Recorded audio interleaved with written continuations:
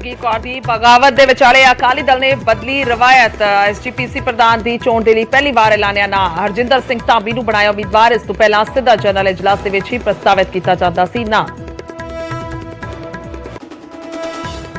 दिल्ली दे LG ने प्रदूषण दे लई पंजाब ते भन्निया ठीकरा। सीएम मान नूं लिखिया पंजाब तो आ रहा 95% धुआं। गैस चैंबर बनी दिल्ली दे विच तड़फ रही जनता। तां सीएम मान दी नसीहत गंभीर मसले ते ना होवे सियासत। पंजाब दी पराली तो हो रहे प्रदूषण की सीएम मान अते केजरीवाल ने ली जिम्मेवारी। बोले अगले साल तक कर देवांगे हल, हुणे तो ही कर रहे हैं तैयारी, पर किसानां ते पर्चे करना नहीं है कोई हल। गंभीर प्रदूषण के विचाले कल तो दिल्ली के प्राइमरी स्कूल बंद। वड्डियां क्लासां दे लई आउटडोर एक्टिविटीज ते रोक। केजरीवाल बोले और दिवंते भी कर रहे हैं विचार। वध रहे प्रदूषण को लैके एनएचआरसी ने भी जताई नाराजगी। पंजाब हरियाणा ते दिल्ली के मुख सकत्तर कीते तलब। 10 नवंबर नूं सारिआं नूं सद्दिआ दिल्ली। दिल्ली विच प्रदूषण के मामले ते 10 नवंबर नूं सुनवाई लई तैयार होया सुप्रीम कोर्ट। केंद्र दिल्ली ते पंजाब दे सने 5 सूबे दियां सरकारां नूं बनाया पार्टी। पटीशन दे विच किहा गया पंजाब दे विच वड्डे पद्धर ते साड़ी जा रही पराली। मूसेवाला कतलकांड नूं लैके एनआईए दी रडार ते पंजाबी सिंगर। सूत्रां मुताबिक हुण जैनी जोहल तो 4 घंटे तक कीते गए सवाल जवाब। अफसाना मनकीरत औलख ते दिलप्रीत ढिल्लों तो भी पुछगिछ कर चुकी है एनआईए। जेलों की सुरक्षा नूं लैके फिर उठे वड्डे सवाल। गोइंदवाल जेल तो शूटर शरेआम वीडियो बना के सोशल मीडिया ते कर रहे पोस्ट। तरनतारन कतलकांड च बंद ने शूटर। हुण खडूर साहिब दे विच किसी दुखी परिवार ने लगाए नशे वाले पोस्टर। लिखिया निम वाली घाटी इधर है जिथे शरेआम मिलदा है चिट्टा ते शराब। कैप्टन अमरिंदर सिंह नूं लैके अरूसा आलम करेगी वड्डे खुलासे। Autobiography they which captain they नाल रिश्तियां दा खोलेगी राज। किताब दे विच कई होर वड्डे कांग्रेस लीडरां दा भी होवेगा जिक्र।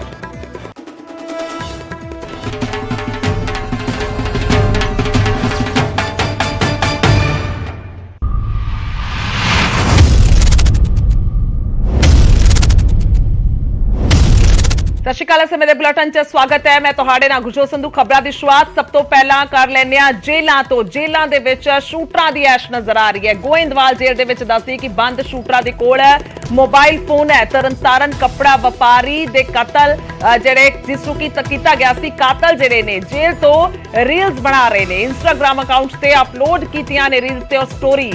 दस्से कि शूटर गुरकीरत और रवि इस दे विच नजर आ रहे ने। जेल की सुरक्षा नूं लैके सवाल उठ रहे ने और कुछ दिन पहला जेल सुपरडेंट गिरफ्तार होया सी। कैदियां नूं मोबाइल मुहैया कराउण दे इल्जाम दे विच गिरफ्तारी हुई सी। तो एक वड्डी खबर दा असीं जिक्र कर रहे हां। सीधे तौर ते लगातार वड्डे सवाल खड़े हो रहे ने। हालांकि सरकार या कह लीए कि जेल विभाग है, जेल मंत्री ने लगातार ये भी कह रहे ने कि एकदम तो सारा कुछ साफ नहीं होएगा बल्कि हौली हौली सरकारां काम करदियां ने, डिपार्टमेंट काम करदा है। इस दे चलदे रोजाना असीं देख रहे हां कि मोबाइल भी बरामद होंदे ने। पर यह स्टोरी पाई गई है, ये रील्स पाईयां गईयां ने। ये तस्वीर जो तुहानूं स्क्रीन ते दिखा रहे हैं ये जेल दे विचों बाहर आई है, जेल तो खिंची गई है जिसनूं अपलोड किया गया। सिद्धार्थ अरोड़ा ने फोन लाइन से ज्यादा जानकारी ली। सिद्धार्थ की कुछ है तुहाडे कोल जानकारी किस वेले ये रील्स अपलोड कीतियां गईयां, कौन कौन असीं इस तस्वीर च देख पा रहे हैं?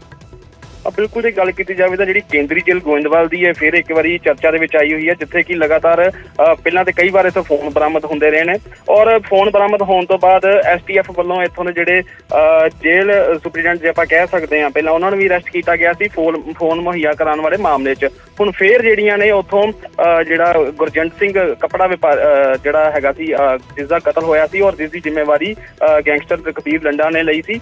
उस तो बाद जिहड़ा है जेल दे विच बंद शूटर जिहड़ा गुरकीरत ते एक जिहड़ा उसदे रेकी करन वाले होर एक उन्हां दे नाल जिहड़ी है इंस्टाग्राम ते जिहड़ी एक वीडियो वायरल हो रही है जिस दे विच जेल दी फोटो ते नाल गाने लगे होए दी वायरल हो रही है। और ये गल कीती जावे तां पहलां भी जिहड़ा सी कल शाम नूं भी ये वीडियो पाई गई सी।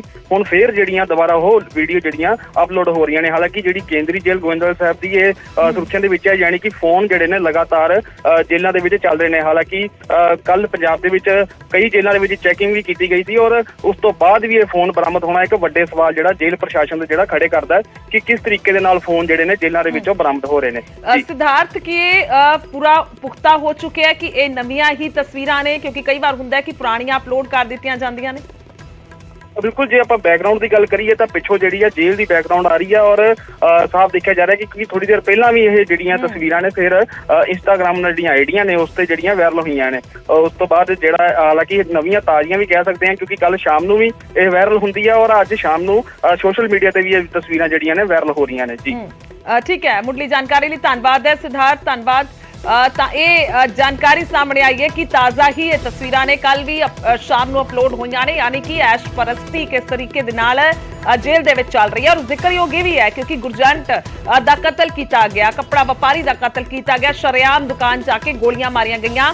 ਕਿੰਨੇ ਦਿਨਾਂ ਬਾਅਦ ਤਾਂ ਪੁਲਿਸ ਨੇ ਉਹਨਾਂ ਸ਼ੂਟਰਾਂ ਨੂੰ ਗ੍ਰਿਫਤਾਰ ਕੀਤਾ ਸੀ, ਬਹੁਤ ਦੇਰ ਭਾਲ ਕਰਦੀ ਰਹੀ ਸੀ ਪੁਲਿਸ। ਉਸ ਤੋਂ ਪਹਿਲਾਂ ਰੇਕੀ ਕਰਨ ਵਾਲਿਆਂ ਨੂੰ ਗ੍ਰਿਫਤਾਰ ਕੀਤਾ ਗਿਆ ਸੀ, ਤਾਂ ਹੁਣ ਇਕੱਠੇ ਜੇਲ੍ਹ ਦੇ ਵਿੱਚ ਨਜ਼ਰ ਆ ਰਹੇ ਨੇ। ਔਰ ਉੱਥੇ ਖੜ ਕੇ ਤਸਵੀਰ ਜਿਸ ਤਰੀਕੇ ਦੇ ਨਾਲ ਪਾਈ ਗਈ ਹੈ, ਸਾਫ਼ ਤੌਰ ਤੇ ਵੇਖਿਆ ਜਾ ਸਕਦਾ ਹੈ ਕਿ ਬੇਖੌਫੀ ਇਸ ਤਸਵੀਰ 'ਚ ਸਾਨੂੰ ਵੇਖਣ ਨੂੰ ਮਿਲ ਰਹੀ ਹੈ।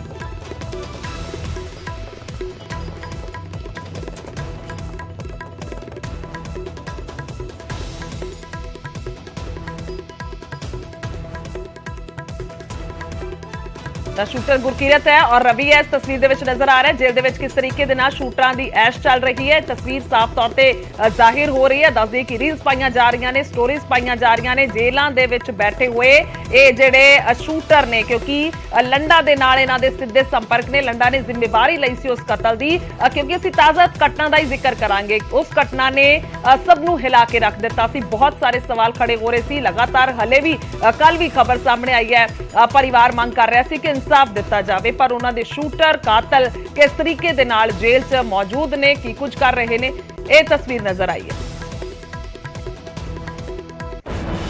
ਤਾਂ ਮੋਹਾਲੀ ਪੁਲਿਸ ਦਾ ਜ਼ਿਕਰ ਕਰਾਂਗੇ ਜਿਨ੍ਹਾਂ ਦੇ ਵੱਲੋਂ ਹਥਿਆਰਾਂ ਦੀ ਵੱਡੀ ਖੇਪ ਬਰਾਮਦ ਕੀਤੀ ਗਈ ਹੈ। ਇਸ ਵੇਲੇ ਦੀ ਵੱਡੀ ਖਬਰ ਦਾ ਜ਼ਿਕਰ ਕਰ ਰਹੇ ਹਾਂ। 20 ਤੋਂ ਵੱਧ ਪਿਸਤੌਲਾਂ ਨੇ ਉਹਨਾਂ ਦੇ ਸਣੇ ਹਥਿਆਰ ਜ਼ਬਤ ਕੀਤੇ ਗਏ ਨੇ।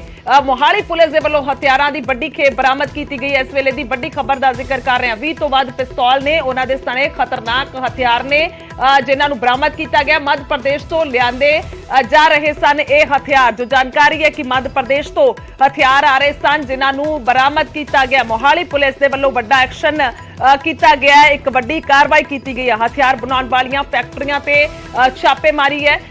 ਐਮਪੀ ਬਾਰਡਰ ਦੇ ਨੇੜੇ ਮੋਹਾਲੀ ਪੁਲਿਸ ਦਾ ਐਕਸ਼ਨ ਹੈ। ਦੱਸ ਦਈਏ ਕਿ ਦੁਪਹਿਰ 2 ਵਜੇ ਪ੍ਰੈਸ ਕਾਨਫਰੰਸ ਕੀਤੀ ਜਾਏਗੀ। ਐਸਐਸਪੀ ਪ੍ਰੈਸ ਕਾਨਫਰੰਸ ਕਰਨਗੇ ਔਰ ਹੁਣ ਤੋਂ ਠੀਕ 1 ਘੰਟੇ ਬਾਅਦ ਅਸੀਂ ਕਹਿ ਸਕਦੇ ਹਾਂ ਪ੍ਰੈਸ ਕਾਨਫਰੰਸ ਕਰਕੇ ਜਾਣਕਾਰੀ ਇਸ ਦੇ ਬਾਬਤ ਦਿੱਤੀ ਜਾਏਗੀ। ਆਖਿਰਕਾਰ ਕਿਸ ਤਰੀਕੇ ਦੇ ਨਾਲ ਇਹ ਕਾਰਵਾਈ ਹੋਈ ਹੈ, ਕੀ ਸੂਚਨਾ ਪੁਲਿਸ ਦੇ ਕੋਲ ਸੀ ਜਿਸ ਤੋਂ ਬਾਅਦ ਇਹਨਾਂ ਨੂੰ ਬਰਾਮਦ ਕੀਤਾ ਗਿਆ। ਕਿਉਂਕਿ ਹਥਿਆਰਾਂ ਦੀ ਗੱਲ ਕੀਤੀ ਜਾਵੇ ਤਾਂ ਸਭ ਤੋਂ ਵੱਡਾ ਮਸਲਾ ਹਥਿਆਰਾਂ ਦਾ ਹੀ ਹੈ। ਜੇਕਰ ਹਥਿਆਰ ਨਾ ਹੋਣ ਤਾਂ ਵੱਡੇ ਕਤਲ ਨਹੀਂ ਹੋ ਸਕਦੇ ਔਰ ਇਹ ਕਤਲ ਜੇਕਰ ਹੁੰਦੇ ਨੇ ਤਾਂ ਹਥਿਆਰਾਂ ਦੇ ਦਮ ਤੇ ਕੀਤੇ ਜਾਂਦੇ ਨੇ, ਨਾਜਾਇਜ਼ ਹਥਿਆਰ। ਮਨੋਜ ਰਾਠੀ ਫੋਨ ਲਾਈਨ ਤੇ ਨੇ ਸਾਡੇ ਨਾਲ। ਮਨੋਜ, ਕੀ ਕੁਝ ਹੈ ਜਾਣਕਾਰੀ ਇਸ ਵੱਡੀ ਖਬਰ ਨੂੰ ਲੈ ਕੇ, ਵੱਡੀ ਕਾਮਯਾਬੀ ਨੂੰ ਲੈ ਕੇ? ਬਿਲਕੁਲ ਗੁਰਜੋਤ, ਜਿੱਦਾਂ ਤੁਸੀਂ ਜ਼ਿਕਰ ਕੀਤਾ ਕਿ ਜਿਹੜਾ ਵੀ ਕੋਈ ਗੈਂਗਸਟਰ ਫੜਿਆ ਜਾਂਦਾ ਹੈ ਜਾਂ ਫਿਰ ਕੋਈ ਵੀ ਅਪਰਾਧੀ ਫੜਿਆ ਜਾਂਦਾ ਉਸ ਤੋਂ ਜਿਹੜਾ ਵੀ ਇਲੀਗਲ ਵੈਪਨ ਫੜਿਆ ਜਾਂਦਾ ਤੇ ਇਹ ਵੈਪਨ ਕਿੱਥੋਂ ਆਉਂਦੇ ਤੇ ਹੁਣ ਅਸੀਂ ਕਹਿ ਸਕਦੇ ਹਾਂ ਕਿ ਇੱਕ ਵੱਡੀ ਕਾਮਯਾਬੀ ਜਿਹੜੀ ਮੋਹਾਲੀ ਪੁਲਿਸ ਨੂੰ ਮਿਲੀ ਹੈ, ਜਿਹਦੇ ਵਿੱਚ ਜਿੱਥੇ ਇਹ ਸਾਰੇ ਨਜਾਇਜ਼ ਹਥਿਆਰ ਬਣਦੇ ਹੈ, ਜਿੱਥੋਂ ਇਹ ਤਸਕਰੀ ਹੁੰਦੀ ਹੈ, ਚਾਹੇ ਉਹ ਦੇਸੀ ਕੱਟਾ ਹੋਵੇ ਜਾਂ ਦੂਜੇ ਜਿਹੜੇ ਨਜਾਇਜ਼ ਹਥਿਆਰ ਹੈ। ਹੁਣ ਮੋਹਾਲੀ ਪੁਲਿਸ ਦਾ ਇੱਕ ਵੱਡਾ ਐਕਸ਼ਨ, ਇੱਕ ਵੱਡੀ ਕਾਮਯਾਬੀ ਕਹਿ ਸਕਦੇ ਹੈ, ਉਹ ਵੇਖਣ ਨੂੰ ਮਿਲੀ ਹੈ ਕਿ ਐਮਪੀ ਤੋਂ ਜਿਹੜੇ ਬਾਰਡਰ ਏਰੀਆ ਜਿੱਥੇ ਇਹ बढ़ते, क्योंकि पिछले दिनों ਜਿਹੜੇ पुलिस ने जानकारी दी कि पिछले दिनों ਜਿਹੜੇ ਵੀ ਗੈਂਗਸਟਰ ਫੜੇ ਗਏ ਸੀ, ਜਿਹੜੇ ਵੀ ਅਪਰਾਧੀ ਫੜੇ ਗਏ ਸੀ ਤੇ ਉਹਨਾਂ ਤੋਂ ਪੁੱਛਗਿੱਛ ਇਹ ਚੀਜ਼ ਆਈ ਸੀ ਕਿ ਆਖਿਰ ਇਹ ਜਿਹੜੇ ਵੈਪਨ, ਇਲੀਗਲ ਵੈਪਨ ਹੈ, ਨਜਾਇਜ਼ ਹਥਿਆਰ ਹੈ, ਇਹ ਲੈ ਕੇ ਕਿੱਥੋਂ ਆਉਂਦੇ ਆ। ਭਾਰੀ ਮਾਤਰਾ 'ਚ ਇਹ ਫੜੇ ਜਾਂਦੇ ਨੇ, ਆਖਿਰ ਕਿੱਥੋਂ ਲੈ ਕੇ ਆਉਂਦੇ ਨੇ, ਵਾਰਦਾਤ ਨੂੰ ਅੰਜਾਮ ਦਿੰਦੇ ਨੇ। ਤੇ ਹੁਣ ਉੱਥੇ ਤੱਕ ਪਹੁੰਚੀ ਹੈ ਪੰਜਾਬ ਪੁਲਿਸ, ਉੱਥੇ ਤੱਕ ਪਹੁੰਚੀ ਹੈ। ਉਹਨਾਂ ਤੇ ਜਿਹੜਾ ਸਿਕੰਜਾ ਅਸੀਂ ਕਹਿ ਸਕਦੇ ਕਸਾ ਹੈ ਕਿ ਜਿੱਥੋਂ ਵੀ ਇਹ ਬਣਦੇ ਹੈ, ਜਿਹੜੇ ਵੀ ਇਹ ਨਜਾਇਜ਼ ਹਥਿਆਰ ਬਣਦੇ ਹੈ, ਉਹਦੀ ਜਿਹੜੀ ਰਿਕਵਰੀ ਹੋਈ ਬਹੁਤ ਵੱਡੀ ਰਿਕਵਰੀ ਦੱਸੀ ਜਾ ਰਹੀ ਹੈ। ਉਸ ਐਸਐਸਪੀ ਮੋਹਾਲੀ ਵਿਵੇਕ ਸਿੰਘ ਸੋਨੀ ਦੇ ਵਿੱਚ ਪ੍ਰੈਸ ਕਾਨਫਰੰਸ ਕਰਨਗੇ, 2 ਵਜੇ ਪ੍ਰੈਸ ਕਾਨਫਰੰਸ ਕਰਕੇ ਸਾਰੀ ਚੀਜ਼ਾਂ ਦੱਸਣਗੇ। ਦੱਸ ਸਕਦੇ ਹਾਂ ਕਿ ਨਜਾਇਜ਼ ਜਿਹੜੇ ਹਥਿਆਰ ਹੈ ਉਹਦੇ ਵਿੱਚ 20 ਤੋਂ ਵੀ भी हथियार जी है वो रिकवर बिल्कुल मनोज, फिलहाल ये प्रेस कॉन्फ्रेंस दे विच सारा खुलासा हो जाना है। 2 बजे पता लग जाएगा आखिरकार किस तरीके दे नाल ये कार्रवाई हुई है। शुक्रिया तमाम जानकारी लई। तां ये वड्डी बरामदगी हुई है, 20 तो वध पिस्तौलां दे सने हथियार बरामद होए ने।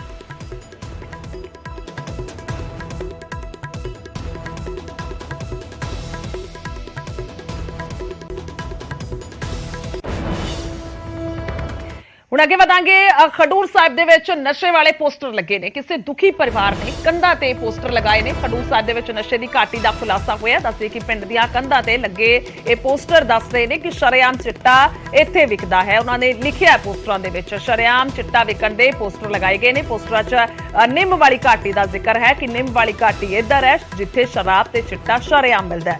ਗੋਇੰਦਵਾਲ ਸਾਹਿਬ ਦੇ ਬਾਜ਼ਾਰਾਂ ਦੇ ਵਿੱਚ ਵੀ ਦੱਸਦੇ ਕਿ ਪੋਸਟਰ ਲੱਗੇ ਨੇ। ਤਾਂ ਹੁਣ ਇਹ ਇੱਕ ਹੋਰ ਤਰੀਕਾ ਅਸੀਂ ਕਹਿ ਸਕਦੇ ਹਾਂ ਕਿਉਂਕਿ ਇਹ ਤੀਜੀ ਖਬਰ ਹੈ ਅਜਿਹੀ ਜਿਸ ਦੇ ਵਿੱਚ ਪੋਸਟਰਾਂ ਦਾ ਜ਼ਿਕਰ ਹੋ ਰਿਹਾ ਹੈ। ਤੀਜੀ ਵਾਰ ਕਹਿ ਸਕਦੇ ਹਾਂ ਵੱਖੋ-ਵੱਖ ਇਲਾਕਿਆਂ ਤੋਂ ਸਾਨੂੰ ਇਹ ਖਬਰਾਂ ਸੁਣਨ ਨੂੰ ਮਿਲਦੀਆਂ ਨੇ, ਦੇਖਣ ਨੂੰ ਮਿਲਦੀਆਂ ਨੇ ਜਿੱਥੇ ਪੋਸਟਰ ਲਗਾ ਰਿਹਾ ਹੈ ਦੁਖੀ ਪਰਿਵਾਰ ਔਰ ਦੱਸਦਾ ਹੈ ਕਿ ਚਿੱਟਾ ਕਿੱਥੇ ਮਿਲਦਾ ਹੈ। ਸਿਧਾਰਥ ਅਰੋੜਾ ਨੇ ਫੋਨ ਲਾਈਨ ਤੇ। ਸਿਧਾਰਥ, ਕੀ ਹੈ ਜਾਣਕਾਰੀ, ਕਿਹੜਾ ਇਲਾਕਾ ਹੈ ਔਰ ਕਿਸ ਤਰੀਕੇ ਦੀ ਇੱਥੋਂ ਦੀ ਰਿਪੋਰਟ ਹੈ ਜੇਕਰ ਨਸ਼ੇ ਦਾ ਵੀ ਅਸੀਂ ਜ਼ਿਕਰ ਕਰਦੇ ਹਾਂ ਤਾਂ?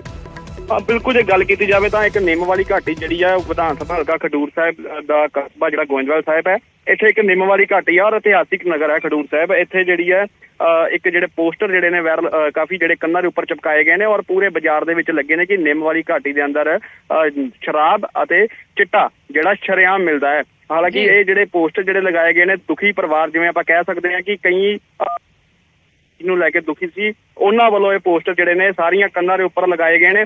ਜਿਸ ਤੋਂ ਬਾਅਦ ਜੇ ਗੱਲ ਕੀਤੀ ਜਾਵੇ ਤਾਂ ਜਿਹੜੇ ਪੋਸਟਰ ਲੱਗਣ ਤੋਂ ਬਾਅਦ ਜਿਹੜੀ ਆ ਪੁਲਿਸ ਵੀ ਜਿਹੜੀ ਹਰਕਤ ਦੇ ਵਿੱਚ ਆਈ ਆ। ਹਾਲਾਂਕਿ ਜੇ ਗੱਲ ਕੀਤੀ ਕਈ ਵਾਰੀ ਜਿਹੜੇ ਆ ਵੱਡੇ ਸਵਾਲ ਜਿਹੜੇ ਨੇ ਪੁਲਿਸ ਤੇ ਵੀ ਖੜੇ ਹੁੰਦੇ ਨੇ ਕਿ ਪੁਲਿਸ ਦਾ ਦਾਅਵਾ ਹੁੰਦਾ ਕਿ ਕਈ ਵਾਰ ਅਸੀਂ ਕਾਰਵਾਈ ਕਰਕੇ ਇਹ ਚੀਜ਼ਾਂ ਨੂੰ ਖਤਮ ਕਰ ਚੁੱਕੇ ਹਾਂ ਜਿਹੜੀ, ਲੇਕਿਨ ਪੋਸਟਰ ਜਿਹੜੇ ਲੱਗਣਾ ਇੱਕ ਕਾਫੀ ਵੱਡੀ ਗੱਲ ਜਿਹੜੀ ਹੈ ਮੰਨੀ ਜਾ ਰਹੀ ਹੈ। ਜੀ ਠੀਕ ਹੈ ਸਿਧਾਰਥ, ਧੰਨਵਾਦ ਹੈ तमाम ਜਾਣਕਾਰੀ ਲਈ। ਤਾਂ ਪੋਸਟਰ ਲੱਗੇ ਨੇ ਔਰ ਉਸ ਤੋਂ ਬਾਅਦ ਹੁਣ ਉਡੀਕ ਰਹੇਗੀ ਵੱਡੇ ਐਕਸ਼ਨ ਦੀ।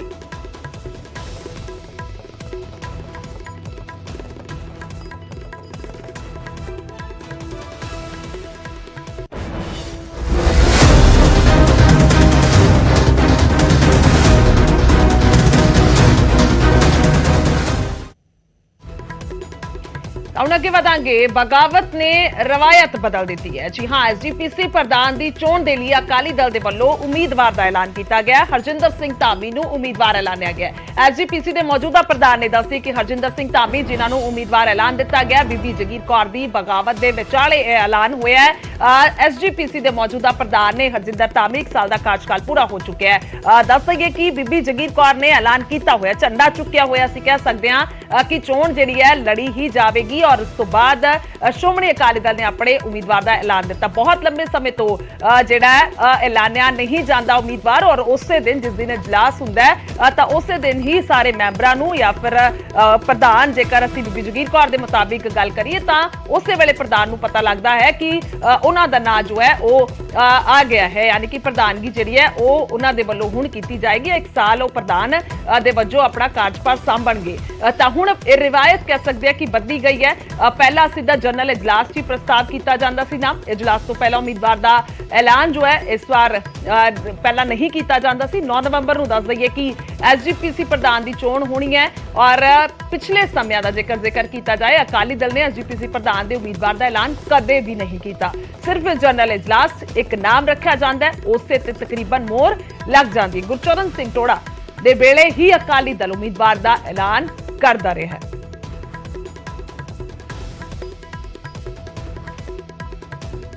ਤਾਂ ਇਹ ਕਹਿ ਸਕਦੇ ਹਾਂ ਕਿ ਐਲਾਨ ਜੋ ਹੈ ਕੀਤਾ ਜਾ ਚੁੱਕਿਆ ਹੈ ਔਰ ਬੀਬੀ ਜਗੀਰ ਕੌਰ ਦੇ ਵੱਲੋਂ ਜਿਸ ਤਰੀਕੇ ਦੇ ਨਾਲ ਕਿਹਾ ਗਿਆ ਕਿ ਉਹਨਾਂ ਨੇ ਅਪੀਲ ਕੀਤੀ ਸੀ, ਪ੍ਰਧਾਨ ਸਾਹਿਬ ਨੂੰ ਅਪੀਲ ਕੀਤੀ ਸੀ, ਯਾਨੀ ਕਿ ਸੁਖਬੀਰ ਬਾਦਲ ਨੂੰ ਅਪੀਲ ਕਰਕੇ ਆਏ ਕਿ ਇਸ ਵਾਰ ਲਿਫਾਫਾ ਕਲਚਰ ਨਾ ਹੋਵੇ, ਯਾਨੀ ਕਿ ਸਿੱਧਾ ਨਾ ਉਸੇ ਦਿਨ ਨਾ ਪਤਾ ਚੱਲੇ ਬਲਕਿ ਬਕਾਇਦਾ ਚੋਣ ਹੋਣੀ ਚਾਹੀਦੀ ਹੈ। ਮੈਂਬਰ ਕੀ ਚਾਹੁੰਦੇ ਨੇ ਉਹਨਾਂ ਨੂੰ ਵੀ ਪੁੱਛਿਆ ਜਾਵੇ। ਜਗੀਰ ਕੌਰ ਦੇ ਮੁਤਾਬਿਕ ਜੋ ਹੈ ਉਹ ਮਾਯੂਸੀ ਹੈ ਮੈਂਬਰਾਂ ਦੇ ਦਿਲਾਂ ਦੇ ਵਿੱਚ। ਫੋਨ ਲਾਈਨ ਤੇ ਸਾਡੇ ਨਾਲ ਹਰਮੀਤ ਸਿੰਘ ਕਾਲਕਾ ਜੁੜ ਚੁੱਕੇ ਨੇ, ਡੀਐਸਜੀ ਐਮਸੀ ਦੇ ਦਿੱਲੀ ਕਮੇਟੀ ਦੇ ਪ੍ਰਧਾਨ ਨੇ। ਕਾਲਕਾ ਸਾਹਿਬ, ਸਵਾਗਤ ਹੈ ਤੁਹਾਡਾ ਨਿਊਜ਼ 18 ਪੰਜਾਬ ਤੇ। ਸਭ ਤੋਂ ਪਹਿਲਾਂ ਜਾਣਨਾ ਚਾਹਾਂਗੇ ਤੁਸੀਂ ਕਿਵੇਂ ਦੇਖ ਰਹੇ ਹੋ ਜੋ 2-3 ਦਿਨ ਤੋਂ ਬੀਬੀ ਜਗੀਰ ਕੌਰ ਨੇ ਜੋ ਐਲਾਨ ਕੀਤਾ ਚੋਣ ਲੜਨ ਦਾ, ਉਸ ਤੋਂ ਬਾਅਦ ਉਹਨਾਂ ਨੂੰ ਸਸਪੈਂਡ ਕਰ ਦਿੱਤਾ ਗਿਆ ਤੇ ਅੱਜ ਸ਼੍ਰੋਮਣੀ ਅਕਾਲੀ ਦਲ ਨੇ ਉਮੀਦਵਾਰ ਦਾ ਐਲਾਨ ਕੀਤਾ ਐਸਜੀਪੀਸੀ ਚੋਣ ਦੇ ਲਈ, ਜੋ ਕਿ ਬਹੁਤ ਲੰਮੇ ਸਮੇਂ ਤੋਂ ਅਸੀਂ ਕਹਿ ਲਈਏ ਕਿ 2-3 ਦਹਾਕਿਆਂ ਤੋਂ ਜਿਹੜਾ ਉਹ ਨਹੀਂ ਕੀਤਾ ਗਿਆ ਸੀ। देखो ये गल तो स्पष्ट होंगी है कि बीबी जी ने जिस दिन तो अपना नाम अनाउंस किया कि मैं लड़ना चाहती हाँ, अपनी इच्छा जाहिर की है, तो पार्टी नूं इस गल दे उत्ते रास नहीं आई क्योंकि पार्टी हमेशा एक ਡੈਮੋਕ੍ਰੈਟਿਕ ਸਿਸਟਮ ਤੋਂ ਬਾਹਰ ਨਿਕਲ ਕੇ ਉਹਨਾਂ ਨੇ ਕੰਮ ਕੀਤਾ। ਔਰ ਬੀਬੀ ਜਗੀਰ ਕੌਰ ਵਰਗੀ ਸੀਨੀਅਰ ਆਗੂ ਨੂੰ, ਸੀਨੀਅਰ ਜਿਹੜੀ ਪ੍ਰਧਾਨ ਰਹੀ, 4 ਵਾਰ ਸ਼੍ਰੋਮਣੀ ਕਮੇਟੀ ਦੀ ਮਿਲੇ ਰਹੇ, ਮੰਤਰੀ ਰਹੇ, ਉਹ ਜਿਹੀਆਂ ਨੂੰ ਨੋਟਿਸ ਦੇਣਾ ਮੈਂ ਸਮਝਦਾ ਕਿ ਬਹੁਤ ਭਾਗੀ ਗੱਲ ਹੈ। ਔਰ ਜਿਹੜੀ ਪਾਰਟੀਆਂ ਦੇ ਵਿੱਚ ਇਹ ਸਿਸਟਮ ਹਟ ਗਿਆ ਕਿਉਂਕਿ ਇੱਥੇ ਇੱਕ ਡਿਕਟੇਟਰਸ਼ਿਪ ਸ਼ੁਰੂ ਹੋ ਗਈ ਹੈ ਔਰ ਇਹ ਡਿਕਟੇਟਰਸ਼ਿਪ ਪ੍ਰਧਾਨ ਜੀ ਦੇ ਕੰਧੇ ਦੇ ਉੱਤੇ ਬੰਦੂਕ ਰੱਖ ਕੇ ਚਲਵਾਈ ਜਾਂਦੀ ਹੈ, ਕਰਾਉਣ ਵਾਲੇ ਕੋਈ ਹੋਰ ਨੇ। ਸੋ ਜਿਸ ਤਰੀਕੇ ਦੇ ਨਾਲ ਹਾਲਾਤ ਚੱਲ ਰਹੇ ਨੇ, ਮੈਨੂੰ ਪ੍ਰਧਾਨ ਜੀ ਕਿਹੜੇ, ਮੈਂ ਰੋਕ ਰਹੀ ਹਾਂ ਹਰਮੀਤ ਜੀ ਤੁਹਾਨੂੰ ਵਿਚਕਾਰ, ਅਸੀਂ ਕਿਹਨਾਂ ਤੋਂ ਮਤਲਬ ਸਮਦਰਦ ਜਿਹੜਾ ਤੁਹਾਡਾ ਸਮਝੀਏ ਮਾਇਨੇ, ਮਤਲਬ ਜਿਹੜੇ ਪ੍ਰਧਾਨ ਦਾ ਤੁਸੀਂ ਜ਼ਿਕਰ ਕੀਤਾ। ਦੇਖੋ ਸਰਦਾਰ ਸੁਖਬੀਰ ਸਿੰਘ ਬਾਦਲ ਸਾਹਿਬ, ਮੈਂ ਸਮਝਦਾ ਕਿ ਕੁਝ ਚੰਦ ਬੰਦਿਆਂ ਦੇ ਹੱਥਾਂ ਦੇ ਵਿੱਚ ਖੇਡ ਰਹੇ ਨੇ, ਕਿਉਂਕਿ ਮੈਂ ਇਸ ਕਰਕੇ ਕਹਿ ਰਿਹਾ ਕਿਉਂਕਿ ਇਹ ਗੱਲ ਸਾਡੇ ਨਾਲ ਵੀ ਵਾਪਰੀ ਜਦ ਦਿੱਲੀ ਦੇ ਵਿੱਚ ਕਮੇਟੀ ਦੀ ਚੋਣਾਂ ਸੀ। ਉਸ ਵਕਤ ਵੀ ਜੋ ਡਿਸੀਜਨ ਮੈਨੂੰ ਫੋਨ ਦੇ ਉੱਤੇ ਦਿੱਤੇ ਜਾਂਦੇ ਸੀ ਕਿ ਬਈ ਸਾਨੂੰ ਇਹ ਜਿਹੜੇ ਬੰਦੇ ਦੂਸਰੀ ਪਾਰਟੀਆਂ ਦੇ ਨੇ, ਅਗਰ ਆਪਣੀਆਂ ਪਾਰਟੀਆਂ ਮਰਜ ਕਰਦੇ ਨੇ ਤਦ ਅਸੀਂ ਇਹਨਾਂ ਨਾਲ ਹੱਥ ਮਿਲਾਵਾਂਗੇ, ਨਹੀਂ ਤੇ ਨਹੀਂ ਮਿਲਾਵਾਂਗੇ। ਔਰ ਮੈਂ ਉਸ ਗੱਲ ਦੇ ਉੱਤੇ ਜਦ ਉਹਨਾਂ ਨੂੰ ਜਾਣੂ ਕਰਾਇਆ, ਔਰ ਜਿਹੜੇ ਵਿਚੋਲੇ ਬੰਦੇ ਨੇ, ਮੈਂ ਨਾਮ ਨਹੀਂ ਲੈਣਾ ਚਾਹੁੰਦਾ ਉਹਨਾਂ ਦਾ, ਸਭ ਨੂੰ ਪਤਾ ਹੈ ਕਿ ਉਹਨਾਂ ਲੋਕਾਂ ਨੇ ਉਹਨਾਂ ਨੂੰ ਗੁੰਮਰਾਹ ਕੀਤਾ ਔਰ ਸਾਡੀ ਵੀ ਦਿੱਲੀ ਦਾ ਵਖਰੇਵਾਂ ਤਾਂ ਹੋਇਆ। ਅੱਜ ਜਿਸ ਤਰੀਕੇ ਦੇ ਨਾਲ ਬੀਬੀ ਜੀ ਨਾਲ ਕੀਤਾ ਜਾ ਰਿਹਾ ਉਹ ਵੀ ਤੁਹਾਡੇ ਸਾਹਮਣੇ ਵੇ। ਔਰ ਚੰਦ ਦਿਨ ਪਹਿਲੇ ਜਿਸ ਤਰੀਕੇ ਦੇ ਨਾਲ ਦਿੱਲੀ ਦੇ ਵਿੱਚ ਸਰਦਾਰ ਸੁਖਬੀਰ ਸਿੰਘ ਬਾਦਲ ਸਾਹਿਬ ਸਰਨਾ ਸਾਹਿਬ ਦੇ ਘਰ ਜਾ ਕੇ ਉਹਨਾਂ ਨੂੰ ਸਰੋਪੇ ਪਾ ਕੇ ਪ੍ਰਧਾਨ ਜੀ ਅਨਾਉਂਸ ਕਰਦੇ ਨੇ ਔਰ ਕਹਿੰਦੇ ਨੇ ਕਿ ਸਰਨਾ ਸਾਹਿਬ ਦੀ ਪਾਰਟੀ ਸਾਡੇ ਪਾਰਟੀ ਵਿੱਚ ਮਰਜ ਹੋ ਗਈ। ਮਗਰ 2 ਦਿਨ ਬਾਅਦ ਸਰਨਾ ਸਾਹਿਬ ਦੇ ਦੋਨੋਂ ਭਰਾਵਾਂ ਦੀ ਇੱਕ ਬੋਲੀ ਅਲੱਗ ਸ਼ੁਰੂ ਹੋ ਗਈ ਕਿ ਉਹਨਾਂ ਨੇ ਕਹਿਤਾ ਕਿ ਅਸੀਂ ਮਰਜ ਨਹੀਂ ਕੀਤੀ ਪਾਰਟੀ। ਜੇ ਮਰਜ ਤੁਸੀਂ ਕੀਤੀ ਨਹੀਂ ਤੇ ਤੁਹਾਨੂੰ ਸੁਖਬੀਰ ਸਿੰਘ ਬਾਦਲ ਸਾਹਿਬ ਪ੍ਰਧਾਨ ਕਿਸ ਗੱਲ ਕਰਕੇ ਬਣਾ ਗਏ ਕਿ ਇੱਕ ਦੂਜੀ ਪਾਰਟੀ ਦੇ ਪ੍ਰਧਾਨ ਨੂੰ ਉਹ ਪ੍ਰਧਾਨ ਬਣਾ ਕੇ ਚਲੇ ਗਏ, ਤਾਂ ਮਤਲਬ ਉਹਨਾਂ ਦੀ ਪਾਰਟੀ ਦਾ ਕੋਈ ਵਜੂਦ ਨਹੀਂ ਹੈ ਦਿੱਲੀ। ਸੋ ਇਹ ਜਿਹੜੇ ਕੰਮ ਕਰਾਏ ਜਾ ਰਹੇ ਨੇ ਨਾ, ਜਿਹੜੇ ਇਹਨਾਂ ਦੇ ਸਲਾਹਕਾਰ ਬਣੇ ਹੋਏ ਨੇ ਉਹਨਾਂ ਕੋਲੋਂ ਇਹ ਕਰਾਏ ਜਾ ਰਹੇ। ਔਰ ਬੀਬੀ ਜਗੀਰ ਕੌਰ ਜੀ ਵਰਗੀ ਸ਼ਖਸੀਅਤ ਜਿਹੜੀ ਹੈ, ਮੈਂ ਸਮਝਦਾ ਕਿ ਇੱਕ ਅਲੱਗ ਆਪਣੀ ਪਹਿਚਾਣ ਰੱਖਦੇ ਨੇ ਪੰਜਾਬ ਸਿਆਸਤ ਵਿੱਚ, ਪੰਜਾਬ ਦੇ ਗੁਰੂ ਘਰਾਂ ਦੀ ਸੇਵਾ ਦੇ ਵਿੱਚ। ਔਰ ਖਾਸ ਤੌਰ ਤੇ ਕਿਉਂਕਿ ਅਸੀਂ ਉਹਨਾਂ ਨਾਲ ਮਿਲ ਕੇ ਵੀ ਕਈ ਕੰਮ ਕੀਤੇ ਨੇ, ਜੋ ਸੋਚ ਰੱਖਦੇ ਨੇ ਪੰਥਕ, ਉਹ ਵਾਕਈ ਇੱਕ ਸ਼ਲਾਘਾਯੋਗ ਹੈ। ਔਰ ਇਹੋ ਜਿਹੇ ਬੰਦੇ ਨੂੰ ਹਮੇਸ਼ਾ ਅੱਗੇ ਆਉਣਾ ਚਾਹੀਦਾ। ਉਹਨਾਂ ਨੇ ਆਪਣੇ ਇੱਕ ਡੈਮੋਕ੍ਰੈਟਿਕ ਰਾਈਟ ਮੰਗਦੇ ਹੋਏ ਉਹਨਾਂ ਨੇ ਅਗਰ ਆਪਣੇ ਪ੍ਰਧਾਨ ਦੇ ਨਾਲ ਗੱਲ ਕੀਤੀ ਹੈ ਔਰ ਉਹ ਪ੍ਰਧਾਨ ਨਾਲ ਜਾਂ ਆਪਣੇ ਹੀ ਪਾਰਟੀ ਦੇ ਮੈਂਬਰਾਂ ਨੂੰ ਕਹਿ ਰਹੇ ਨੇ ਕਿ ਮੈਨੂੰ ਤੁਸੀਂ ਮੇਰਾ ਨਾਮ ਤੁਸੀਂ ਅਨਾਉਂਸ ਕਰਨਾ, ਮੇਰੇ ਸਪੋਰਟ ਕਰਨਾ, ਤੇ ਇਹਦੀ ਕਿਹੜੀ ਮਾੜੀ ਗੱਲ ਉਹਨਾਂ ਨੇ ਕੀਤੀ। ਤੁਸੀਂ ਕਹਿ ਰਹੇ ਕਿ ਲੋਕਤੰਤਰ ਇੱਕ ਤਰੀਕੇ ਦੇ ਨਾਲ ਅਸੀਂ ਇਹਨੂੰ ਕਹਿ ਸਕਦੇ ਹਾਂ। ਹਰਮੀਤ ਸਿੰਘ ਜੀ ਬਣੇ ਰਹੋ ਸਾਡੇ ਨਾਲ, ਆਪਾਂ ਇਸ ਤੇ ਵੀ ਜ਼ਰੂਰ ਜ਼ਿਕਰ ਕਰਾਂਗੇ ਕਿ ਇਸ ਵੇਲੇ ਸਮਝਦਾਰੀ ਕੀ ਹੋ ਸਕਦੀ ਹੈ, ਖਾਸ ਤੌਰ ਤੇ ਜੇਕਰ ਅਸੀਂ ਪਾਰਟੀ ਪੱਧਰ ਤੇ ਗੱਲ ਕਰੀਏ। ਬਲਜੀਤ ਸਿੰਘ ਦਾਦੂਵਾਲ ਸਾਡੇ ਨਾਲ ਫੋਨ ਲਾਈਨ ਤੇ ਜੁੜ ਚੁੱਕੇ ਨੇ, ਪ੍ਰਧਾਨ ਨੇ HSGMC ਦੇ ਹਰਿਆਣਾ ਕਮੇਟੀ ਦੇ। ਦਾਦੂਵਾਲ ਸਾਹਿਬ ਸਵਾਗਤ ਹੈ ਤੁਹਾਡਾ ਨਿਊਜ਼ 18 ਪੰਜਾਬ ਤੇ। ਸਭ ਤੋਂ ਪਹਿਲਾਂ ਤੁਹਾਨੂੰ ਜੀ ਕੀ ਲੱਗਦਾ ਹੈ ਜੋ ਹਰਮੀਤ ਕਾਲਕਾ ਜੀ ਜ਼ਿਕਰ ਕਰ ਰਹੇ ਨੇ ਕਿ ਪ੍ਰਧਾਨ ਸਾਹਿਬ ਯਾਨੀ ਕਿ ਸੁਖਬੀਰ ਬਾਦਲ ਉਹਨਾਂ ਦੇ ਕੁਝ ਅਜਿਹੇ ਸਲਾਹਕਾਰ ਨੇ ਜੋ ਉਹਨਾਂ ਨੂੰ ਗਲਤ ਇਸ ਵੇਲੇ ਰਸਤਾ ਦਿਖਾ ਰਹੇ ਨੇ, ਗਲਤ ਟਰੈਕ ਤੇ ਤੋਰ ਰਹੇ ਨੇ, ਜਿਸ ਕਰਕੇ ਦਿੱਲੀ ਦੇ ਵਿੱਚ ਵੀ ਵਖਰੇਵੇਂ ਹੋਏ ਔਰ ਉਸ ਤੋਂ ਬਾਅਦ ਹੁਣ ਪੰਜਾਬ ਦੇ ਵਿੱਚ ਵੀ ਜਾਂ ਕਹਿ ਲਈ SGPC ਜੋ ਸ਼੍ਰੋਮਣੀ ਕਮੇਟੀ ਹੈ ਉੱਥੇ ਵੀ ਇਹ ਤਸਵੀਰ ਜਿਹੜੀ ਹੈ ਨਜ਼ਰ ਆ ਰਹੀ ਹੈ। ਦੇਖੋ ਜੀ, ਜਿੱਥੇ ਤੱਕ ਸਲਾਹਕਾਰਾਂ ਦੀ ਗੱਲ ਹੈ, ਸਲਾਹਕਾਰਾਂ ਦੀ ਸਲਾਹ ਵੀ ਜੇ ਕੋਈ ਲੈਂਦਾ ਤੇ ਫਿਰ ਹੀ ਮਤਲਬ ਜਿਹੜਾ ਹੈਗਾ ਉਹਨਾਂ ਦੀ ਸਲਾਹ ਨੂੰ ਆਪਾਂ ਜਿਹੜਾ ਨੁਕਸਾਨਦੇਹ ਕਹਿ ਸਕਦੇ ਹਾਂ। ਜੇਕਰ ਗੁਰ ਸਿਧਾਂਤਾਂ ਦਾ ਜਾਣੂ ਹੋਵੇ, ਗੁਰਮਰਿਆਦਾ ਦਾ ਬੰਦਾ ਜਾਣੂ ਹੋਵੇ, ਤਾਂ ਜੇ ਉਹਨੂੰ ਕੋਈ ਗਲਤ ਸਲਾਹ ਦਿੰਦਾ ਤਾਂ ਉਹ ਗਲਤ ਸਲਾਹ ਨੂੰ ਐਕਸੈਪਟ ਨਹੀਂ ਕਰੇਗਾ। ਸਰਦਾਰ ਸੁਖਬੀਰ ਸਿੰਘ ਬਾਦਲ ਖੁਦ ਇਹ ਗਲਤੀਆਂ ਕਰ ਰਹੇ ਨੇ। ਜੋ ਪੰਥ ਦੇ ਪੰਜਾਬ ਦਾ, ਗੁਰ ਸਿਧਾਂਤਾਂ ਦਾ ਉਹਨਾਂ ਨੇ ਨੁਕਸਾਨ ਕੀਤਾ, ਉਹ ਕੋਈ ਲੁਕੀ ਛਿਪੀ ਗੱਲ ਨਹੀਂ ਹੈ, ਸਾਰਾ ਸੰਸਾਰ ਜਾਣਦਾ। ਤੇ ਤਾਂ ਹੀ ਅੱਜ ਮੈਂ ਸਮਝਦਾ ਕਿ ਉਹਨਾਂ ਦੇ ਜਿਹੜੀ ਗੁਨਾਹਾਂ ਦੀ ਬੇੜੀ ਆ, ਪਾਪਾਂ ਦੀ ਬੇੜੀ ਭਰ ਚੁੱਕੀ ਹੈ ਤੇ ਤਾਂ ਹੀ ਉਹ ਡੁੱਬ ਰਹੀ ਹੈ। ਤਾਂ ਹੀ ਅੱਜ ਸਾਰੀ ਬਗਾਵਤ ਵਿੱਚ ਹੈ। ਸ਼੍ਰੋਮਣੀ ਗੁਰਦੁਆਰਾ ਪ੍ਰਬੰਧਕ ਕਮੇਟੀ 'ਚ ਬਗਾਵਤ ਹੈ, ਸ਼੍ਰੋਮਣੀ ਅਕਾਲੀ ਦਲ 'ਚ ਬਗਾਵਤ ਹੈ। ਕਿੰਨੇ ਆਗੂ ਜਿਹੜੇ ਉਹਨਾਂ ਨੂੰ ਛੱਡ ਕੇ ਚਲੇ ਗਏ ਨੇ, ਜਿਹੜੇ ਚਾਹੁੰਦੇ ਆ ਕਿ ਸ਼੍ਰੋਮਣੀ ਅਕਾਲੀ ਦਲ ਤਾਂ ਸਰਵਾਈਵ ਹੋਵੇ, ਸ਼੍ਰੋਮਣੀ ਗੁਰਦੁਆਰਾ ਪ੍ਰਬੰਧਕ ਕਮੇਟੀ ਦਾ ਸਰਵਾਈਵ ਹੋਵੇ, ਪਰ ਉਹਦੇ ਤੋਂ ਬਾਦਲ ਪਰਿਵਾਰ ਦਾ ਜਿਹੜਾ ਕਬਜ਼ਾ ਨਾ ਉਹ ਹਟੇਗਾ। ਬਾਦਲ ਪਰਿਵਾਰ ਜਿਸ ਤਰ੍ਹਾਂ ਅਮਰ ਵੇਲ ਬਣ ਕੇ ਨਾ ਸੰਸਥਾਵਾਂ ਤੇ ਛਾਇਆ ਹੋਇਆ, ਤੇ ਜੋ ਇਹ ਸੰਸਥਾਵਾਂ ਨਿਘਾਰ ਵਿੱਚ ਗਈਆਂ ਨੇ ਉਹਦੇ ਵਾਸਤੇ ਸਿੱਧਾ ਬਾਦਲ ਪਰਿਵਾਰ ਜ਼ਿੰਮੇਵਾਰ ਹੈ। ਤੇ ਜਿਹੜੇ ਹੁਣ ਵੀ ਹਾਲਾਤ ਬਣੇ ਹੋਏ ਆ ਉਹ ਮੈਂ ਸਮਝਦਾ ਕਿ ਬਾਦਲ ਪਰਿਵਾਰ ਨੇ ਜਿਹੜਾ ਪੰਥ ਦੇ ਪੰਜਾਬ ਦਾ, ਗੁਰ ਸਿਧਾਂਤਾਂ ਦਾ ਨੁਕਸਾਨ ਕੀਤਾ, ਉਹਦੇ ਕਰਕੇ ਅੱਜ ਐਸੇ ਹਾਲਾਤ ਹੈ ਕਿ ਉਹ ਆਪਣੀ ਮਨੋਪਲੀ ਜਿਹੜੀ ਆ ਉਹ ਤੋੜਨਾ ਨਹੀਂ ਚਾਹੁੰਦੇ। ਗਲਤ ਰਵਾਇਤਾਂ ਜਿਹੜੀਆਂ ਕਦੇ ਪ੍ਰਧਾਨ ਲਿਫਾਫੇ ਚੋਂ ਕੱਢ ਦਿਓ, ਕਦੇ ਜਥੇਦਾਰ ਲਿਫਾਫੇ ਚੋਂ ਕੱਢ ਦਿਓ, ਕਦੇ ਜਥੇਦਾਰਾਂ ਨੂੰ ਕੋਠੀ ਸੱਦ ਕੇ ਕਹਿ ਦਿਓ ਵੀ ਸੌਦਾ ਸਾਧ ਨੂੰ ਮਾਫੀਨਾਮਾ ਦੇ ਦਿਓ, ਕਦੇ ਸੌਦਾ ਸਾਧ ਦਾ ਕੇਸ ਜਿਹੜਾ ਚੱਲਦਾ ਸੀ ਸਿੱਖ ਭਾਵਨਾਵਾਂ ਭੜਕਾਉਣ ਦਾ ਬਠਿੰਡੇ ਦੀ ਆਪਣਾ ਕੋਤਵਾਲੀ ਥਾਣੇ 'ਚ, ਉਹਨੂੰ ਜਿਹੜਾ ਸੀਗਾ ਉਹ ਕੋਰਟ ਦੇ ਵਿੱਚੋਂ ਵਾਪਸ ਕਰਵਾ ਦਿੱਤਾ। ਸੋ ਇਹ ਜਿਹੜੇ ਗਲਤ ਫੈਸਲੇ ਪੰਥ ਤੇ ਪੰਜਾਬ ਦੇ ਖਿਲਾਫ ਲਏ ਆ, ਖੁਦ ਬਾਦਲ ਪਰਿਵਾਰ ਨੇ ਲਏ ਆ।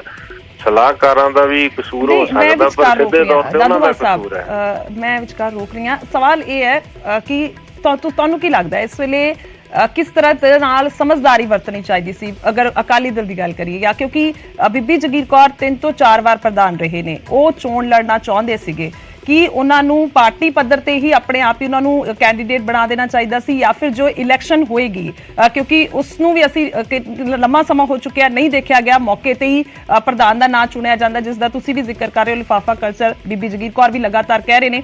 ਕੀ ਲੱਗਦਾ ਤੁਹਾਨੂੰ ਇਸ ਵੇਲੇ, ਜੇਕਰ ਅਸੀਂ ਇਸ ਸਮੇਂ ਦੀ ਗੱਲ ਕਰੀਏ, ਕਿਉਂਕਿ ਬਾਰ-ਬਾਰ ਤਰਕ ਦਿੱਤੇ ਜਾ ਰਹੇ ਨੇ, ਪਾਰਟੀ ਦੇ ਅੰਦਰ ਜੋ ਹੁੰਦਾ ਹੈ ਉਹ ਅੰਦਰ ਖਾਤੇ ਮੀਟਿੰਗ ਦੇ ਵਿੱਚ ਗੱਲਬਾਤ ਰੱਖੀ ਜਾ ਸਕਦੀ ਹੈ, ਬਗਾਵਤ ਬੀਬੀ ਜਗੀਰ ਕੌਰ ਖੁੱਲ ਕੇ ਇਸ ਤਰੀਕੇ ਦੇ ਨਾਲ ਕਰ ਰਹੇ ਨੇ ਤਾਂ ਗਲਤ ਹੈ? ਦੇਖੋ, ਸਮਝਦਾਰੀ ਦੀ ਜਿਹੜੀ ਤੁਸੀਂ ਗੱਲ ਕਰ ਰਹੇ ਨਾ, ਬਾਦਲ ਪਰਿਵਾਰ ਵਾਸਤੇ ਜੇਕਰ ਉਹ ਚਾਹੁੰਦੇ ਆ ਕਿ ਸ਼੍ਰੋਮਣੀ ਅਕਾਲੀ ਦਲ ਸਰਵਾਈਵ ਹੋਵੇ, ਸ਼੍ਰੋਮਣੀ ਗੁਰਦੁਆਰਾ ਪ੍ਰਬੰਧਕ ਕਮੇਟੀ ਸਹੀ ਕੰਮ ਕਰੇ, ਤਾਂ ਸਮਝਦਾਰੀ ਇਹੀ ਹੈ ਕਿ ਬਾਦਲ ਪਰਿਵਾਰ ਹੁਣ ਇਹਨਾਂ ਸੰਸਥਾਵਾਂ ਦਾ ਖਹਿੜਾ ਛੱਡ ਕੇ ਤੇ ਘਰੇ ਬੈਠ ਕੇ ਵਾਹਿਗੁਰੂ ਵਾਹਿਗੁਰੂ ਕਰੇ, ਫੇਰ ਤਾਂ ਸਮਝਦਾਰੀ ਵੀ ਗਿਣੀ ਜਾ ਸਕਦੀ ਆ ਤੇ ਫਿਰ ਇਹ ਸੰਸਥਾਵਾਂ ਵੀ ਸਰਵਾਈਵ ਕਰ ਸਕਦੀਆਂ ਨੇ। ਔਰ ਜੇਕਰ ਉਹ ਸੋਚਣ ਕਿ ਉਹਨਾਂ ਦੀ ਪ੍ਰਧਾਨਗੀ ਦੇ ਵਿੱਚ, ਸਰਪ੍ਰਸਤੀ ਦੇ ਵਿੱਚ ਇਹ ਸੰਸਥਾਵਾਂ ਸਰਵਾਈਵ ਕਰਨ, ਤਾਂ ਨਹੀਂ। ਇਹ ਦਿਨੋਂ ਦਿਨ ਨਿਘਾਰ ਤੇ ਪਹਿਲਾਂ ਪੰਜਾਬ ਦੀ ਸਰਕਾਰ ਗਈ, ਵਿਰੋਧੀ ਧਿਰ ਬਣੀ ਰਹੀ, ਫਿਰ ਦਿੱਲੀ ਦੀ ਕਮੇਟੀ ਗਈ, ਫਿਰ ਦਿੱਲੀ ਦਾ ਅਕਾਲੀ ਦਲ ਗਿਆ, ਹਰਿਆਣਾ ਸਿੱਖ ਗੁਰਦੁਆਰਾ ਪ੍ਰਬੰਧਕ ਕਮੇਟੀ ਗਈ। ਬੀਬੀ ਜਗੀਰ ਕੌਰ ਜੀ ਦਾ ਸਮਰਥਨ ਕਰਦੇ ਹੋ ਕਿ ਚੋਣ ਲੜਨੀ ਚਾਹੀਦੀ ਆ? ਦੇਖੋ, ਜਿੰਨੇ ਵੀ ਮੈਂਬਰ ਨੇ, ਮੈਂ ਸਾਰਿਆਂ ਦਾ ਸਮਰਥਨ ਕਰਦਾ ਵੀ ਹਰੇਕ ਮੈਂਬਰ ਨੂੰ ਹੱਕ ਹੈ, ਉਹ ਆਪਣੀ ਪਾਰਟੀ 'ਚ ਦਾਅਵਾ ਕਰ ਸਕਦੇ ਸੀਗੇ। ਬੀਬੀ ਜਗੀਰ ਕੌਰ ਨਾਲ ਵਿਚਾਰਾਂ ਦਾ ਵਖਰੇਵਾਂ ਹੋਣਾ ਗੱਲ ਵੱਖਰੀ, ਪਰ ਜਿਹੜਾ ਅੱਜ ਉਹਨਾਂ ਨੇ ਸਟੈਂਡ ਲਿਆ, ਦੇਰ ਆਏ ਦਰੁਸਤ ਆਏ, ਜਿਹੜਾ ਪੰਥ ਪਹਿਲਾਂ ਤੋਂ ਕਹਿ ਰਿਹਾ ਸੀ, ਸਾਰੀ ਕੌਮ ਕਹਿ ਰਹੀ ਸੀ, ਸਿੱਖ ਸਕਾਲਰ ਕਹਿ ਰਹੇ ਸੀ ਕਿ ਲਿਫਾਫਾ ਕਲਚਰ ਖਤਮ ਹੋਣਾ ਚਾਹੀਦਾ, ਪਰ ਇੱਥੇ ਮੈਂ ਸਵਾਲ ਖੁਦ ਐਕਸੈਪਟ ਕੀਤਾ ਹੈ। ਦਾਦੂਵਾਲ ਸਾਹਿਬ ਫਿਰ ਉਸੇ ਤਰੀਕੇ ਦੇ ਨਾਲ ਕੀਤਾ ਉਹਨਾਂ ਨੇ ਕਿ ਪਹਿਲਾਂ ਮੈਨੂੰ ਵੀ ਇਸ ਤਰ੍ਹਾਂ ਕੱਢਦੇ ਰਹੇ ਆ, ਪਰ ਹੁਣ ਜਿਹੜਾ ਹੈਗਾ ਉਹਨਾਂ ਨੇ ਕਿਹਾ ਵੀ ਇਹ ਲਿਫਾਫਾ ਕਲਚਰ ਬੰਦ ਹੋ ਕੇ ਜਿਹੜੇ ਚੁਣੇ ਹੋਏ ਮੈਂਬਰ ਆ ਉਹਨਾਂ ਨੂੰ ਰਾਈਟ ਹੋਣਾ ਚਾਹੀਦਾ, ਉਹਨਾਂ ਨੂੰ ਹੱਕ ਹੋਣਾ ਚਾਹੀਦਾ। ਇਸ ਤੋਂ ਪਹਿਲਾਂ ਮੈਂ ਹਰਮੀਤ ਕਾਲਕਾ ਜੀ ਤੋਂ ਲਾਸਟ ਰਿਐਕਸ਼ਨ ਲਵਾਂ, ਵੀ ਬਣੇ ਹੋਏ ਨੇ। ਇੱਕ ਛੋਟਾ ਜਿਹਾ ਸਵਾਲ ਮੈਂ ਹਰਿਆਣਾ ਕਮੇਟੀ ਨੂੰ ਲੈ ਕੇ ਵੀ ਕਰੂੰਗੀ, ਕਿਉਂਕਿ ਬਹੁਤ ਸਾਰੀਆਂ ਪ੍ਰੋਬਲਮਸ ਅਸੀਂ ਦੇਖਿਆ ਪਿਛਲੇ ਦਿਨਾਂ ਦੇ ਵਿੱਚ ਆਈਆਂ ਨੇ ਝਿੰਡਾ ਔਰ ਤੁਹਾਡੇ ਵਿਚਕਾਰ। ਕੀ ਤੁਹਾਨੂੰ ਲੱਗਦਾ ਉੱਥੇ ਵੀ ਫਿਰ ਇਲੈਕਸ਼ਨ ਹੋਣਾ ਚਾਹੀਦਾ, ਕਿਉਂਕਿ ਪ੍ਰਧਾਨ ਨੂੰ ਲੈ ਕੇ ਉੱਥੇ ਵੀ ਸਮੱਸਿਆਵਾਂ ਨੇ? ਦੇਖੋ, ਮੈਂ ਤਾਂ SGPC ਦੇ 20 ਜਨਰਲ ਹਾਊਸ ਦੇ ਇਲੈਕਸ਼ਨ ਜਿਹੜੇ ਆ, ਮੈਂ ਕਹਿੰਦਾ ਹੋਣੇ ਚਾਹੀਦੇ। 11 ਸਾਲ ਹੋ ਗਏ ਆ ਤੇ ਅਸੀਂ ਤਾਂ ਹਰਿਆਣੇ 'ਚ ਕਰਾਉਣੀ ਆ, ਹਰਿਆਣੇ ਦੇ ਵਿੱਚ ਵਾਰਡਬੰਦੀ ਕਰਾਉਣੀ ਆ। ਅਸੀਂ ਤਾਂ ਬਹੁਤ ਕਾਹਲੀ ਨਾਲ, ਮੈਂ ਤਾਂ CM ਸਾਹਿਬ ਨੂੰ ਰਿਕੁਐਸਟ ਕੀਤੀ ਹੈ ਕਿ ਹਰਿਆਣਾ ਸਰਕਾਰ ਜਲਦੀ ਜਿਹੜੇ ਕਮਿਸ਼ਨ ਨੇ, ਗੁਰਦੁਆਰਾ ਕਮਿਸ਼ਨ, ਇਲੈਕਸ਼ਨ ਕਮਿਸ਼ਨ, ਜਲਦੀ ਬਣਾਉਣ ਤੇ ਜਲਦੀ ਜਿਹੜਾ ਹੈਗਾ ਵਾ ਅੱਗੇ ਵਾਰਡਬੰਦੀ ਕਰਾਉਣ ਤੇ ਵੋਟਾਂ ਬਣਾਉਣ ਤੇ ਇਲੈਕਸ਼ਨ ਕਰਾਉਣ। ਤੇ ਮੈਂ ਤੁਹਾਨੂੰ ਇਹ ਵੀ ਦੱਸ ਦਿਆਂ ਕਿ ਜਦੋਂ ਮੈਂ ਮੁੱਖ ਸੇਵਾਦਾਰ ਬਣਿਆ ਸੀ ਨਾ, ਮੈਂ ਇਲੈਕਸ਼ਨ ਦੇ ਨਾਲ ਹੀ ਬਣਿਆ ਸੀਗਾ। ਮੈਂਬਰਾਂ ਨੇ ਬਕਾਇਦਾ ਇਲੈਕਸ਼ਨ ਕੀਤੀ ਸੀ। ਮੈਂ ਕੋਈ ਪਹਿਲਾਂ ਮੈਨੂੰ ਜਰਨਲ ਹਾਊਸ ਨੇ ਸਰਬਸੰਮਤੀ ਨਾਲ ਬਣਾਇਆ ਸੀ, ਪਰ ਮੈਂ ਇਲੈਕਸ਼ਨ ਕਰਵਾਈ ਸੀ। ਮੈਂ ਕੋਈ ਜਿਵੇਂ ਕਹਿ ਦਿੰਦੇ ਪੈਰਾਸ਼ੂਟ ਨਾਲ ਉਤਰਿਆ ਹੋਇਆ ਪ੍ਰੈਜ਼ੀਡੈਂਟ ਨਹੀਂ ਆ, ਜਾਂ ਮੈਨੂੰ ਕਿਸੇ ਸਰਕਾਰ ਨੇ ਨਹੀਂ ਬਣਾਇਆ। 13 ਅਗਸਤ 2020 ਨੂੰ ਬਕਾਇਦਾ ਇਲੈਕਸ਼ਨ ਹੋਈ ਸੀ ਤੇ ਸਰਦਾਰ ਝਿੰਡਾ ਸਾਹਿਬ ਉਹਨਾਂ ਨੇ ਵੀ ਵੋਟ ਦਾ ਇਸਤੇਮਾਲ ਕੀਤਾ ਸੀ, ਨਲਵੀ ਸਾਹਿਬ ਨੇ ਵੀ ਕੀਤਾ ਸੀ, ਤੇ ਜਿਹੜੇ ਮੇਰੇ ਖਿਲਾਫ ਸੀ ਤੇ ਉਹ ਹਾਰੇ ਸਨ ਤੇ ਮੈਂ ਜਿੱਤਿਆ ਸੀ। ਇਲੈਕਸ਼ਨ ਹੋਈ ਸੀ ਤੇ ਮੈਂ ਹੁਣ ਵੀ ਇਲੈਕਸ਼ਨ ਦੇ ਹੱਕ ਵਿੱਚ ਆ ਕਿ ਜਿਹੜੇ ਮੈਂਬਰ ਨੋਮੀਨੇਟ ਹੋਣੇ ਨੇ 41 ਮੈਂਬਰ, ਉਹਨਾਂ ਦੀ ਇਲੈਕਸ਼ਨ ਹੋ ਕੇ ਹੀ ਐਗਜ਼ੈਕਟਿਵ ਬਣਨੀ ਹੈ। ਚਲੋ ਠੀਕ ਹੈ। ਕਾਲਕਾ ਜੀ, ਤੁਹਾਡਾ ਲਾਸਟ ਰਿਐਕਸ਼ਨ ਲੈਣਾ ਚਾਹਾਂਗੇ, ਕਿਉਂਕਿ ਲਗਾਤਾਰ ਜ਼ਿਕਰ ਹੋ ਰਿਹਾ ਹੈ, ਬੀਬੀ ਜਗੀਰ ਕੌਰ ਕਹਿ ਰਹੇ ਨੇ ਮੈਂ ਚੋਣ ਲੜਨੀ ਹੈ, ਦੂਜੇ ਪਾਸੇ ਹੁਣ ਕੈਂਡੀਡੇਟ ਵੀ ਧਾਮੀ ਸਾਹਿਬ ਨੂੰ ਉਤਾਰ ਦਿੱਤਾ ਗਿਆ। ਦੇਖੋ, ਚੋਣ ਲੜਨੀ ਜਾਂ ਨਾ ਲੜਨੀ, ਪਰ ਮੈਂ ਸਮਝਦਾ ਅੱਜ ਬੀਬੀ ਜਗੀਰ ਕੌਰ ਦੀ ਬਹੁਤ ਵੱਡੀ ਜਿੱਤ ਹੋਈ ਹੈ, ਕਿਉਂਕਿ ਜਿਸ ਕਲਚਰ ਨੂੰ ਅੱਜ ਬਦਲਣ ਵਾਸਤੇ ਉਹਨਾਂ ਨੇ ਆਵਾਜ਼ ਚੁੱਕੀ ਸੀ, ਉਹ ਕਲਚਰ ਅੱਜ ਬਦਲਿਆ ਗਿਆ। ਕਈ ਦਹਾਕਿਆਂ ਤੋਂ ਜਿਹੜੀ ਚੀਜ਼ ਇੱਕ ਲਗਾਤਾਰ ਚੱਲਦਾ ਆ ਰਿਹਾ ਸੀ ਕਿ ਇਹ ਲਿਫਾਫਾ ਕਲਚਰ ਅੱਜ ਸਮਾਪਤੀ ਹੋ ਗਈ, ਕਿ ਅੱਜ ਅਕਾਲੀ ਦਲ ਨੂੰ ਇਹ ਪ੍ਰਥਾ ਚੇਂਜ ਕਰਨੀ ਪਈ ਔਰ ਅੱਜ 4 ਦਿਨ ਪਹਿਲੇ 5 ਦਿਨ ਪਹਿਲੇ ਆਪਣਾ ਕੈਂਡੀਡੇਟ ਅਨਾਉਂਸ ਕਰਨਾ ਪਿਆ, ਜਿਹੜਾ ਆਖਰੀ ਦਿਨ ਤੱਕ ਨਹੀਂ ਹੁੰਦਾ ਸੀ। ਸੋ ਮੈਂ ਸਭ ਤੋਂ ਪਹਿਲਾਂ ਤਾਂ ਵਧਾਈ ਦੇਵਾਂਗਾ ਬੀਬੀ ਜਗੀਰ ਕੌਰ ਜੀ ਨੂੰ ਕਿ ਉਹਨਾਂ ਦੀ ਇਹ ਲੜਾਈ ਦੇ ਉੱਤੇ ਪਹਿਲਾ ਕਦਮ ਉਹਨਾਂ ਦਾ ਜਿੱਤ ਦਾ ਹੋਇਆ ਔਰ ਜਿਹੜਾ ਉਹਨਾਂ ਨੇ ਪ੍ਰਧਾਨਗੀ ਦੀ ਚੋਣ ਹੁਣ ਲੜਨੀ ਹੈ ਨਹੀਂ ਲੜਨੀ ਹੈ, ਇਹ ਉਹਨਾਂ ਦਾ ਫੈਸਲਾ ਹੈ। ਇੱਕ ਪ੍ਰੈਸ਼ਰ ਲੱਗ ਰਿਹਾ ਤੁਹਾਨੂੰ ਇਸ ਟਾਈਮ ਅਕਾਲੀ ਦਲ ਤੇ? ਹਾਂਜੀ, ਇੱਕ ਪ੍ਰੈਸ਼ਰ ਲੱਗ ਰਿਹਾ ਤੁਹਾਨੂੰ ਇਸ ਟਾਈਮ ਪਾਰਟੀ ਜੀ? ਜਿਹੜੀ ਤੁਹਾਡੀਆਂ ਹੈਡਲਾਈਨਾਂ ਚੱਲ ਰਹੀਆਂ ਨੇ, ਇਹ ਬਹੁਤ ਵੱਡੀ ਇੱਕ ਗੱਲ ਬਣਦੀ ਹੈ ਕਿ ਬਗਾਵਤ ਤੋਂ ਬਦਲੀ ਰਵਾਇਤ, ਔਰ ਵਾਕਈ ਰਵਾਇਤ ਅਗਰ ਬਦਲੀ ਹੈ ਤੇ ਬੀਬੀ ਜੀ ਦੀ ਆਵਾਜ਼ ਚੁੱਕਣ ਤੋਂ ਬਾਅਦ ਬਦਲੀ, ਔਰ ਇਹ ਬਦਲਣੀ ਚਾਹੀਦੀ ਸੀ ਕਿ ਅੱਜ ਕੈਂਡੀਡੇਟ ਖੜਾ ਹੋਇਆ, ਕੈਂਡੀਡੇਟ ਤੁਸੀਂ ਅਨਾਉਂਸ ਕੀਤਾ, ਹੁਣ ਉਹਦੇ ਖਿਲਾਫ ਕਿਸੇ ਹੋਰ ਨੇ ਖੜਾ ਹੋਣਾ, ਉਹਦਾ ਡੈਮੋਕ੍ਰੈਟਿਕ ਰਾਈਟ ਹੈ, ਲੋਕਤੰਤਰਿਕ ਰਾਈਟ ਹੈ, ਔਰ ਉਹਨੂੰ ਖੜੇ ਹੋਣ ਦੇਣਾ ਚਾਹੀਦਾ। ਇਹਦੇ ਵਿੱਚ ਹਰ ਮੈਂਬਰ ਦੀ ਆਪਣੀ ਜ਼ਮੀਰ ਦੀ ਆਵਾਜ਼ ਹੋਣੀ ਚਾਹੀਦੀ ਕਿ ਅਸੀਂ ਕਿਹਨੂੰ ਚੁਣਨਾ ਤੇ ਕਿਹਨੂੰ ਨਹੀਂ ਚੁਣਨਾ। ਇਹਦੇ ਵਿੱਚ ਇਹਨੇ ਕੋਈ ਗਲਤ ਕੰਮ ਨਹੀਂ ਕੀਤਾ। ਮੈਂ ਇੱਕ ਵਾਰ ਫਿਰ ਤੋਂ ਬੀਬੀ ਜੀ ਨੂੰ ਵਧਾਈ ਦੇਵਾਂਗਾ ਕਿ ਜਿਹੜੀ ਇੰਨੇ ਸਾਲਾਂ ਤੋਂ ਚੱਲਦੀ ਰਵਾਇਤ ਹੈ ਉਹਨੂੰ ਉਹਨਾਂ ਨੇ ਅੱਜ ਖਤਮ ਕਰਵਾਇਆ। ਠੀਕ ਹੈ, ਧੰਨਵਾਦ ਹੈ ਹਰਮੀਤ ਸਿੰਘ ਕਾਲਕਾ ਜੀ ਔਰ ਬਲਜੀਤ ਸਿੰਘ ਦਾਦੂਵਾਲ ਜੀ, ਤੁਹਾਡਾ ਵੀ ਸ਼ੁਕਰੀਆ ਨਿਊਜ਼ 18 ਪੰਜਾਬ ਦੇ ਨਾਲ ਗੱਲਬਾਤ ਕਰਨ ਲਈ। ਤਾਂ ਇਹ ਐਸਜੀਪੀਸੀ ਦੇ ਮੌਜੂਦਾ ਪ੍ਰਧਾਨ ਨੇ, ਜੋ ਉਹਨਾਂ ਨੂੰ ਪ੍ਰਧਾਨ ਦੇ ਉਮੀਦਵਾਰ ਦੇ ਵਜੋਂ ਐਸਜੀਪੀਸੀ ਦੀ ਚੋਣ ਲਈ ਉਤਾਰ ਦਿੱਤਾ ਗਿਆ ਹੈ ਸ਼੍ਰੋਮਣੀ ਅਕਾਲੀ ਦਲ ਦੇ ਵੱਲੋਂ। ਦੱਸ ਦਈਏ ਕਿ ਪਹਿਲਾਂ ਸਿੱਧਾ ਹੀ ਪ੍ਰਸਤਾਵਿਤ ਹੋ ਜਾਂਦਾ ਸੀ ਨਾ, ਪਰ ਇਸ ਵਾਰ ਰਵਾਇਤ ਜਿਹੜੀ ਹੈ ਉਹ ਬਦਲੀ ਹੈ।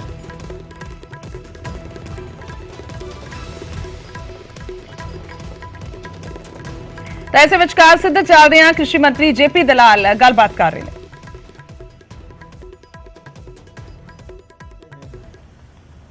ये बहुत ही दुर्भाग्यपूर्ण है। दिल्ली एनसीआर का जो हाल किया है केजरीवाल जी ने, दिल्ली को रहने लायक जगह नहीं छोड़ी। उनके पास एक ही है कि दिल्ली के स्कूल बंद कर दो, OD1 लगा दो, दिल्ली के कार्यालय बंद कर दो, और हो सकता है कि वो कहें कि दिल्ली को खाली कर दो। इस तरह का नेता दिल्ली को नहीं चाहिए, और हमेशा केंद्र सरकार पर दोषारोपण करने वाला नेता दिल्ली को नहीं चाहिए। और मैं तो एक चीज मानता हूं कि केजरीवाल जी से ये उम्मीद थी मुझे कि वो ये भी कह सकते हैं कि लोगों को भ्रम हो गया है, दिल्ली में पॉल्यूशन है ही नहीं।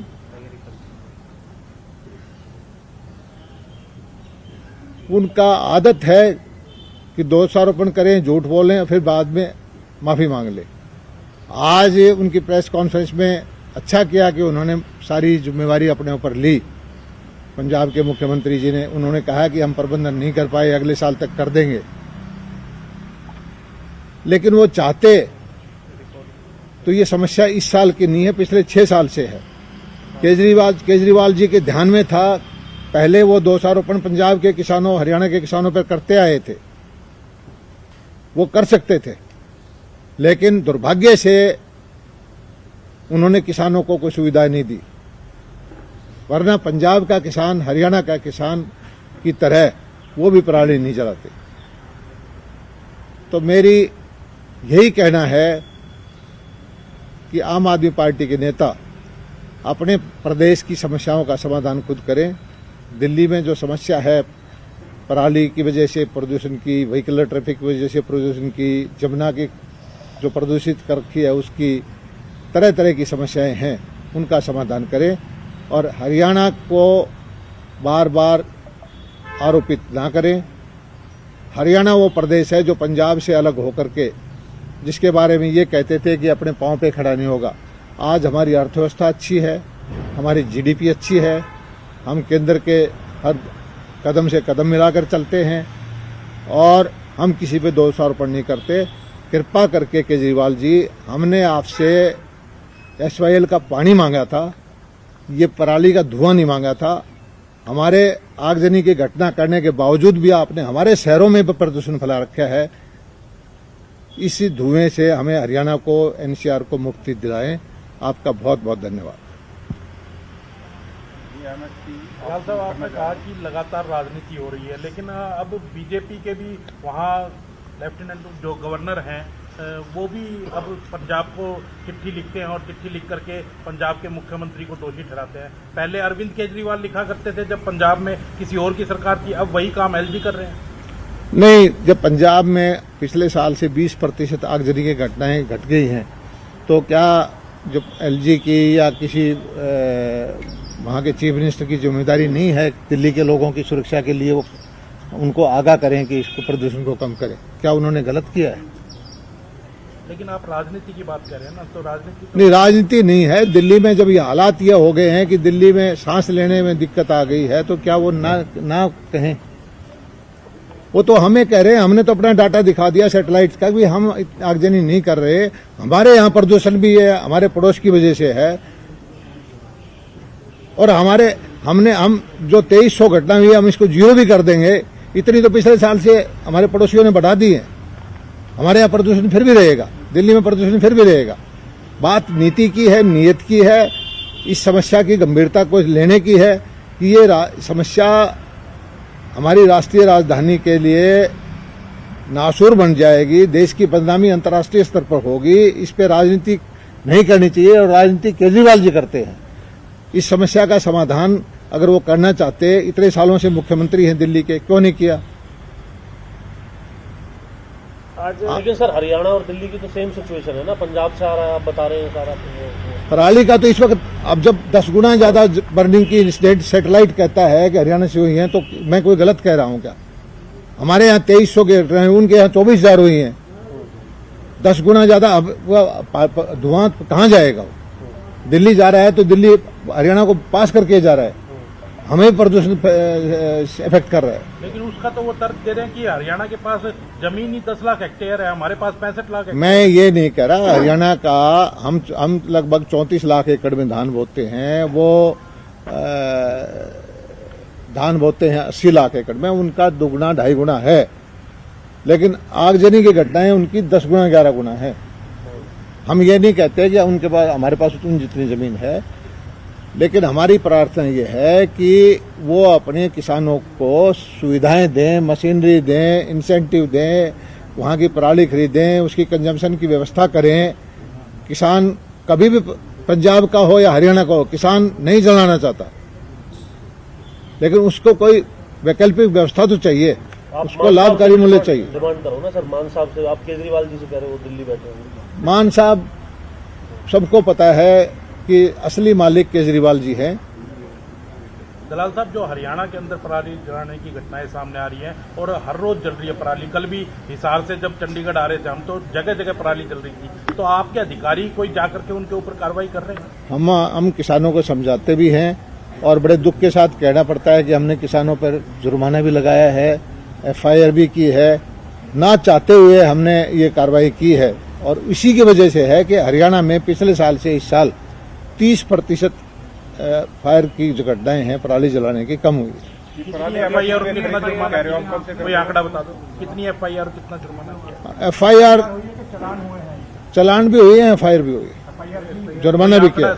जुर्माना मैं लिख के दे देता हूँ आपको, दोनों चीज आंकड़े हैं मेरे पास। दादा साहब, जो मशीनरी दी जा रही है उसकी सब्सिडी को लेकर के कई किसानों की, हरियाणा ने 80,000 मशीनरी पे सब्सिडी दी है, 400-500 करोड़ रुपए की सब्सिडी दी है।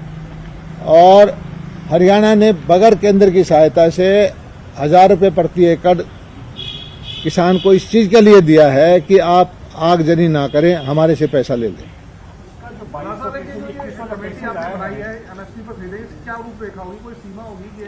ये अपने कमेटी और अधिकारियों की बना दी है कि जिससे उसका खर्चा आता है पराली इकट्ठे करने का, पराली काटने का, पराली की गांठ बनाने का, उसका जो किसान का खर्चा है, तो वो सारा उससे ज्यादा उसको मूल्य देना चाहते हैं।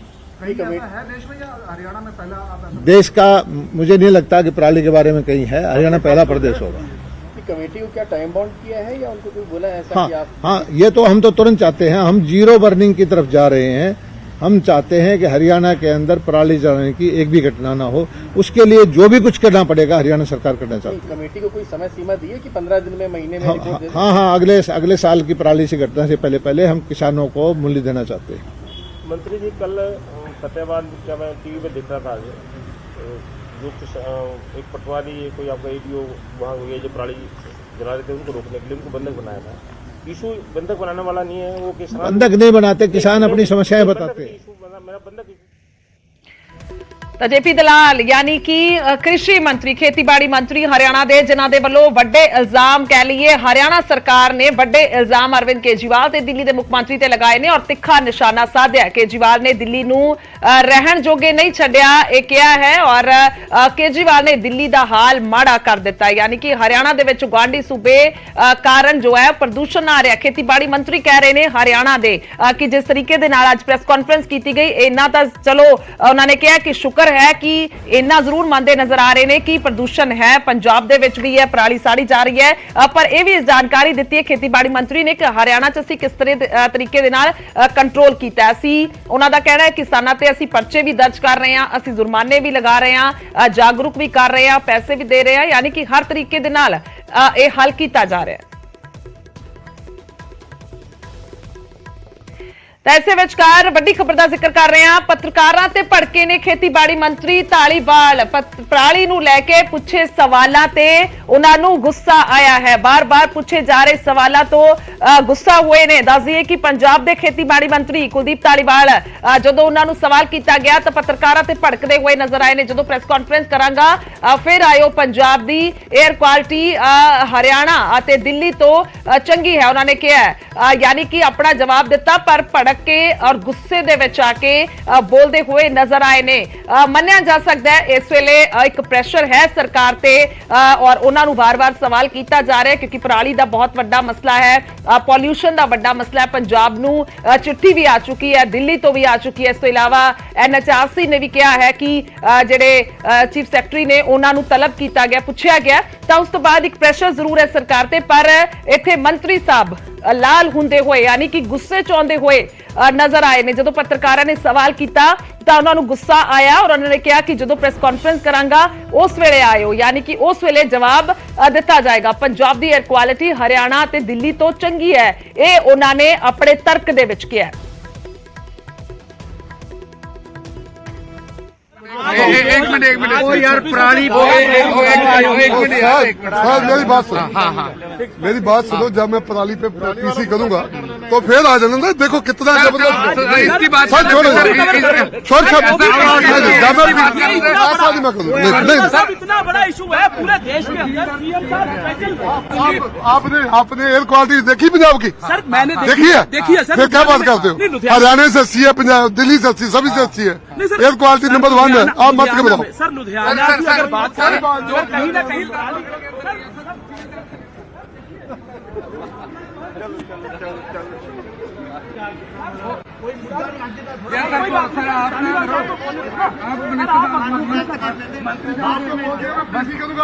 सर वो आएंगे जरूर आएंगे थोड़ा तो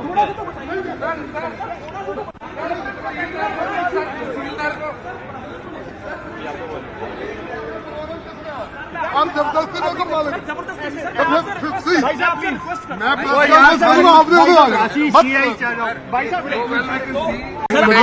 एक मिनट ओ यार पराली मेरी बात सुनो मेरी बात सुनो जब मैं पराली पे पीसी करूंगा तो फिर आ जाना देखो कितना जबरदस्त इसकी बात छोड़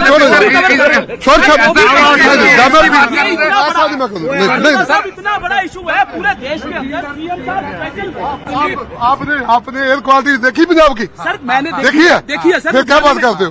हरियाणा से अच्छी है पंजाब दिल्ली से अच्छी सभी से अच्छी है एयर क्वालिटी नंबर 1 है। आप मत के बताओ सर लुधियाना की अगर बात करें जो कहीं ना कहीं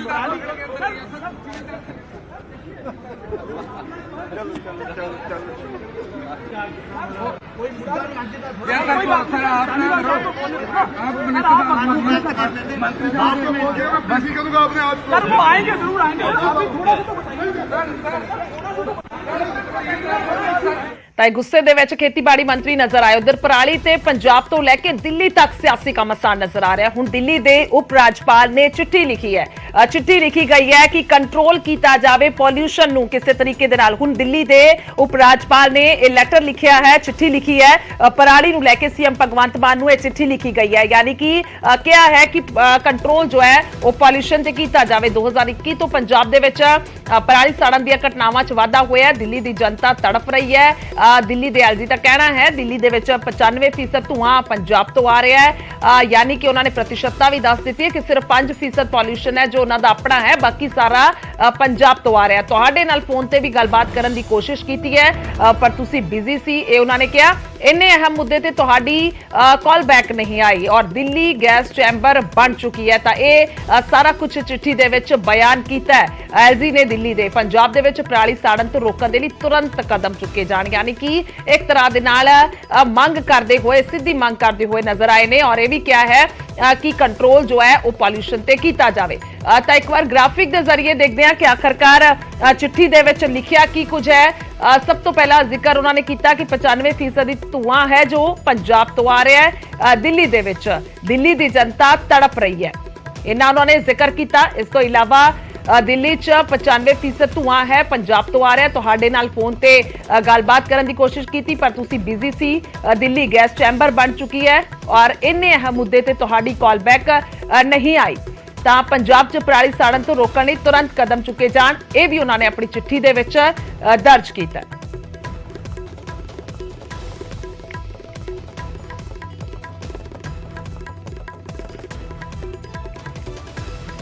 ਤਾਂ ਇਹ ਲਗਾਤਾਰ ਗ੍ਰਾਫਿਕ ਦੇ ਜ਼ਰੀਏ ਦਿਖਾ ਰਹੇ ਹਾਂ ਕਿ ਇਸ ਤਰੀਕੇ ਦੇ ਨਾਲ ਪ੍ਰਦੂਸ਼ਣ ਭਾਰੀ ਹੈ, ਪੋਲਿਟਿਕਸ ਜਾਰੀ ਹੈ। ਸੀਐਮ ਨੂੰ ਚਿੱਠੀ ਲਿਖੀ ਗਈ ਹੈ ਔਰ ਦਿੱਲੀ 'ਚ 95% ਧੂਆਂ, ਉਹਨਾਂ ਦਾ ਕਹਿਣਾ ਹੈ ਕਿ ਜੋ ਪੰਜਾਬ ਤੋਂ ਹੈ ਉਹ ਆ ਰਿਹਾ। ਕੁਝ ਲੋਕ ਹੱਲ ਲੱਭਣ ਦੀ ਬਜਾਏ ਬਲੇਮ ਗੇਮ ਕਰ ਰਹੇ ਨੇ, ਉਹਨਾਂ ਨੇ ਵੀ ਲਿਖਿਆ। ਤੁਹਾਡੇ ਨਾਲ ਫੋਨ ਤੇ ਗੱਲਬਾਤ ਕਰਨ ਦੀ ਕੋਸ਼ਿਸ਼ ਕੀਤੀ ਹੈ, ਤੁਸੀਂ ਬਿਜ਼ੀ ਸੀ, ਯਾਨੀ ਕਿ ਵੀ ਉਹ ਦੱਸਦੇ ਹੋਏ ਨਜ਼ਰ ਆਏ ਨੇ ਕਿ ਅਸੀਂ ਫੋਨ ਕੀਤਾ ਸੀ ਤੁਹਾਨੂੰ ਪਰ ਤੁਸੀਂ ਜਵਾਬ ਨਹੀਂ ਦਿੱਤਾ, ਨਾ ਹੀ ਕਾਲ ਬੈਕ ਕੀਤੀ ਹੈ। ਪਰਾਲੀ ਸਾੜਨ ਤੋਂ ਰੋਕਣ ਲਈ ਤੁਰੰਤ ਕਦਮ ਚੁੱਕੇ ਜਾਣ ਦੀ ਮੰਗ ਕੀਤੀ ਗਈ ਹੈ। ਬਲੇਮ ਗੇਮ ਦੇ ਵਿੱਚ ਨਾ ਪਿਆ ਜਾਵੇ, ਯਾਨੀ ਕਿ ਸਿਆਸਤ ਦਾ ਵੀ ਇਸ ਚਿੱਠੀ ਦੇ ਵਿੱਚ ਜ਼ਿਕਰ ਹੈ, ਕਿਉਂਕਿ ਆਪਣੇ ਤੌਰ ਤੇ ਲਗਾਤਾਰ ਇੱਕ ਕਹਿ ਲਈਏ ਕਿ ਪਾਰਟੀ ਪੱਧਰ ਤੇ ਵੀ ਜਵਾਬ ਦਿੱਤਾ ਜਾ ਰਿਹਾ ਹੈ, ਕਿਉਂਕਿ ਦੋਵਾਂ ਪਾਸੇ ਆਮ ਆਦਮੀ ਪਾਰਟੀ ਦੀ ਸਰਕਾਰ ਹੈ ਦਿੱਲੀ ਦੇ ਵਿੱਚ ਵੀ ਔਰ ਪੰਜਾਬ ਦੇ ਵਿੱਚ ਵੀ। ਤਾਂ ਇੱਕ ਵੱਡੀ ਸਮੱਸਿਆ ਅਸੀਂ ਕਹਿ ਸਕਦੇ ਹਾਂ, ਕਹਿ ਲਈਏ ਕਿ ਦੋਵਾਂ ਪਾਸੇ ਤੋਂ ਘਿਰਦੇ ਹੋਏ ਇਸ ਵੇਲੇ ਸਰਕਾਰਾਂ ਜਿਹੜੀਆਂ ਨੇ ਉਹ ਨਜ਼ਰ ਆ ਰਹੀਆਂ ਨੇ। ਦਿੱਲੀ ਦੇ ਵਿੱਚ ਜੋ ਪੋਲਿਊਸ਼ਨ ਹੈ ਪੰਜਾਬ ਦੇ ਕਰਕੇ ਹੈ, ਇਹ ਐਲਜੀ ਦੀ ਚਿੱਠੀ ਦੇ ਵਿੱਚ ਉਹਨਾਂ ਦਾ ਕਹਿਣਾ ਹੈ। ਉਧਰ ਦਿੱਲੀ ਦੇ ਐਲਜੀ ਨੂੰ ਸੀਐਮ ਭਗਵੰਤ ਮਾਨ ਦਾ ਜਵਾਬ ਵੀ ਆ ਗਿਆ। ਐਲਜੀ ਵੀਕੇ ਸਕਸੈਨਾ ਤੇ ਸਿਆਸਤ ਕਰਨ ਦਾ ਉਹਨਾਂ ਨੇ ਇਲਜ਼ਾਮ ਲਗਾਇਆ। ਉਹਨਾਂ ਕਹਿਣਾ ਕਿ ਮੈਨੂੰ ਚਿੱਠੀ ਲਿਖ ਕੇ ਰਾਜਨੀਤੀ ਕਰ ਰਹੇ ਹੋ, ਅਜਿਹੇ ਗੰਭੀਰ ਵਿਸ਼ੇ ਤੇ ਰਾਜਨੀਤੀ ਕਰਨਾ ਠੀਕ ਨਹੀਂ ਹੈ। ਸੀਐਮ ਮਾਨ ਨੇ ਕਿਹਾ ਤੁਸੀਂ ਦਿੱਲੀ ਸਰਕਾਰ ਦੇ ਕੰਮਾਂ ਨੂੰ ਰੋਕ ਰਹੇ ਹੋ, ਰੈੱਡ ਲਾਈਟ ਔਨ ਗੱਡੀ ਆਫ ਕੈਂਪੇਨ ਨੂੰ ਤੁਸੀਂ ਰੋਕ ਦਿੱਤਾ, ਇਹ ਉਹਨਾਂ ਨੇ ਕਿਹਾ। ਤਾਂ ਦੱਸਦੀ ਕਿ ਟਵੀਟ ਕੀਤਾ ਗਿਆ ਔਰ ਟਵੀਟ ਦੇ ਵਿੱਚ ਐਲਜੀ ਸਾਹਿਬ ਲਿਖਿਆ ਗਿਆ ਹੈ, ਐਲਜੀ ਸਾਹਿਬ ਤੁਸੀਂ ਦਿੱਲੀ ਦੀ ਚੁਣੀ ਹੋਈ ਸਰਕਾਰ ਦੇ ਕੰਮਾਂ ਨੂੰ ਰੋਕ ਰਹੇ ਹੋ, ਰੈੱਡ ਲਾਈਟ ਔਨ ਗੱਡੀ ਆਫ ਕੈਂਪੇਨ ਨੂੰ ਰੋਕ ਦਿੱਤਾ ਅਤੇ ਮੈਨੂੰ ਚਿੱਠੀ ਲਿਖ ਕੇ ਸਿਆਸਤ ਕਰ ਰਹੇ ਹੋ। ਇਹਨੇ ਗੰਭੀਰ ਮਸਲੇ ਤੇ ਸਿਆਸਤ ਠੀਕ ਨਹੀਂ ਹੈ। ਤਾਂ ਸੀਐਮ ਭਗਵੰਤ ਮਾਨ ਦੇ ਵੱਲੋਂ ਹਾਲਾਂਕਿ ਦੱਸਦੀ ਕਿ ਬੀਤੇ 2 ਦਿਨਾਂ ਤੋਂ ਵੱਖੋ-ਵੱਖ ਜਦੋਂ ਥਾਈਂ ਜਾ ਰਹੇ ਨੇ ਤਾਂ ਉੱਥੇ ਉਹਨਾਂ ਨੇ ਆਪਣਾ ਬਿਆਨ ਦਿੱਤਾ ਹੈ, ਬਹੁਤ ਸਾਰ ਗੱਲਬਾਤ ਕੀਤੀ ਹੈ ਪੱਤਰਕਾਰਾਂ ਨੇ, ਤਾਂ ਉਹਨਾਂ ਨੇ ਜਵਾਬ ਦਿੱਤੇ ਨੇ। ਉਹਨਾਂ ਦਾ ਕਹਿਣਾ ਹੈ ਕਿ ਅਸੀਂ ਕਰ ਰਹੇ ਹਾਂ ਹੱਲ, ਪਰ ਕੇਂਦਰ ਜਿਹੜਾ ਹੈ ਉਹਨਾਂ ਨੇ ਜੋ ਹੈ ਕੰਪਨਸੇਸ਼ਨ ਨਹੀਂ ਦਿੱਤਾ, ਕੋਆਪਰੇਟ ਨਹੀਂ ਕੀਤਾ।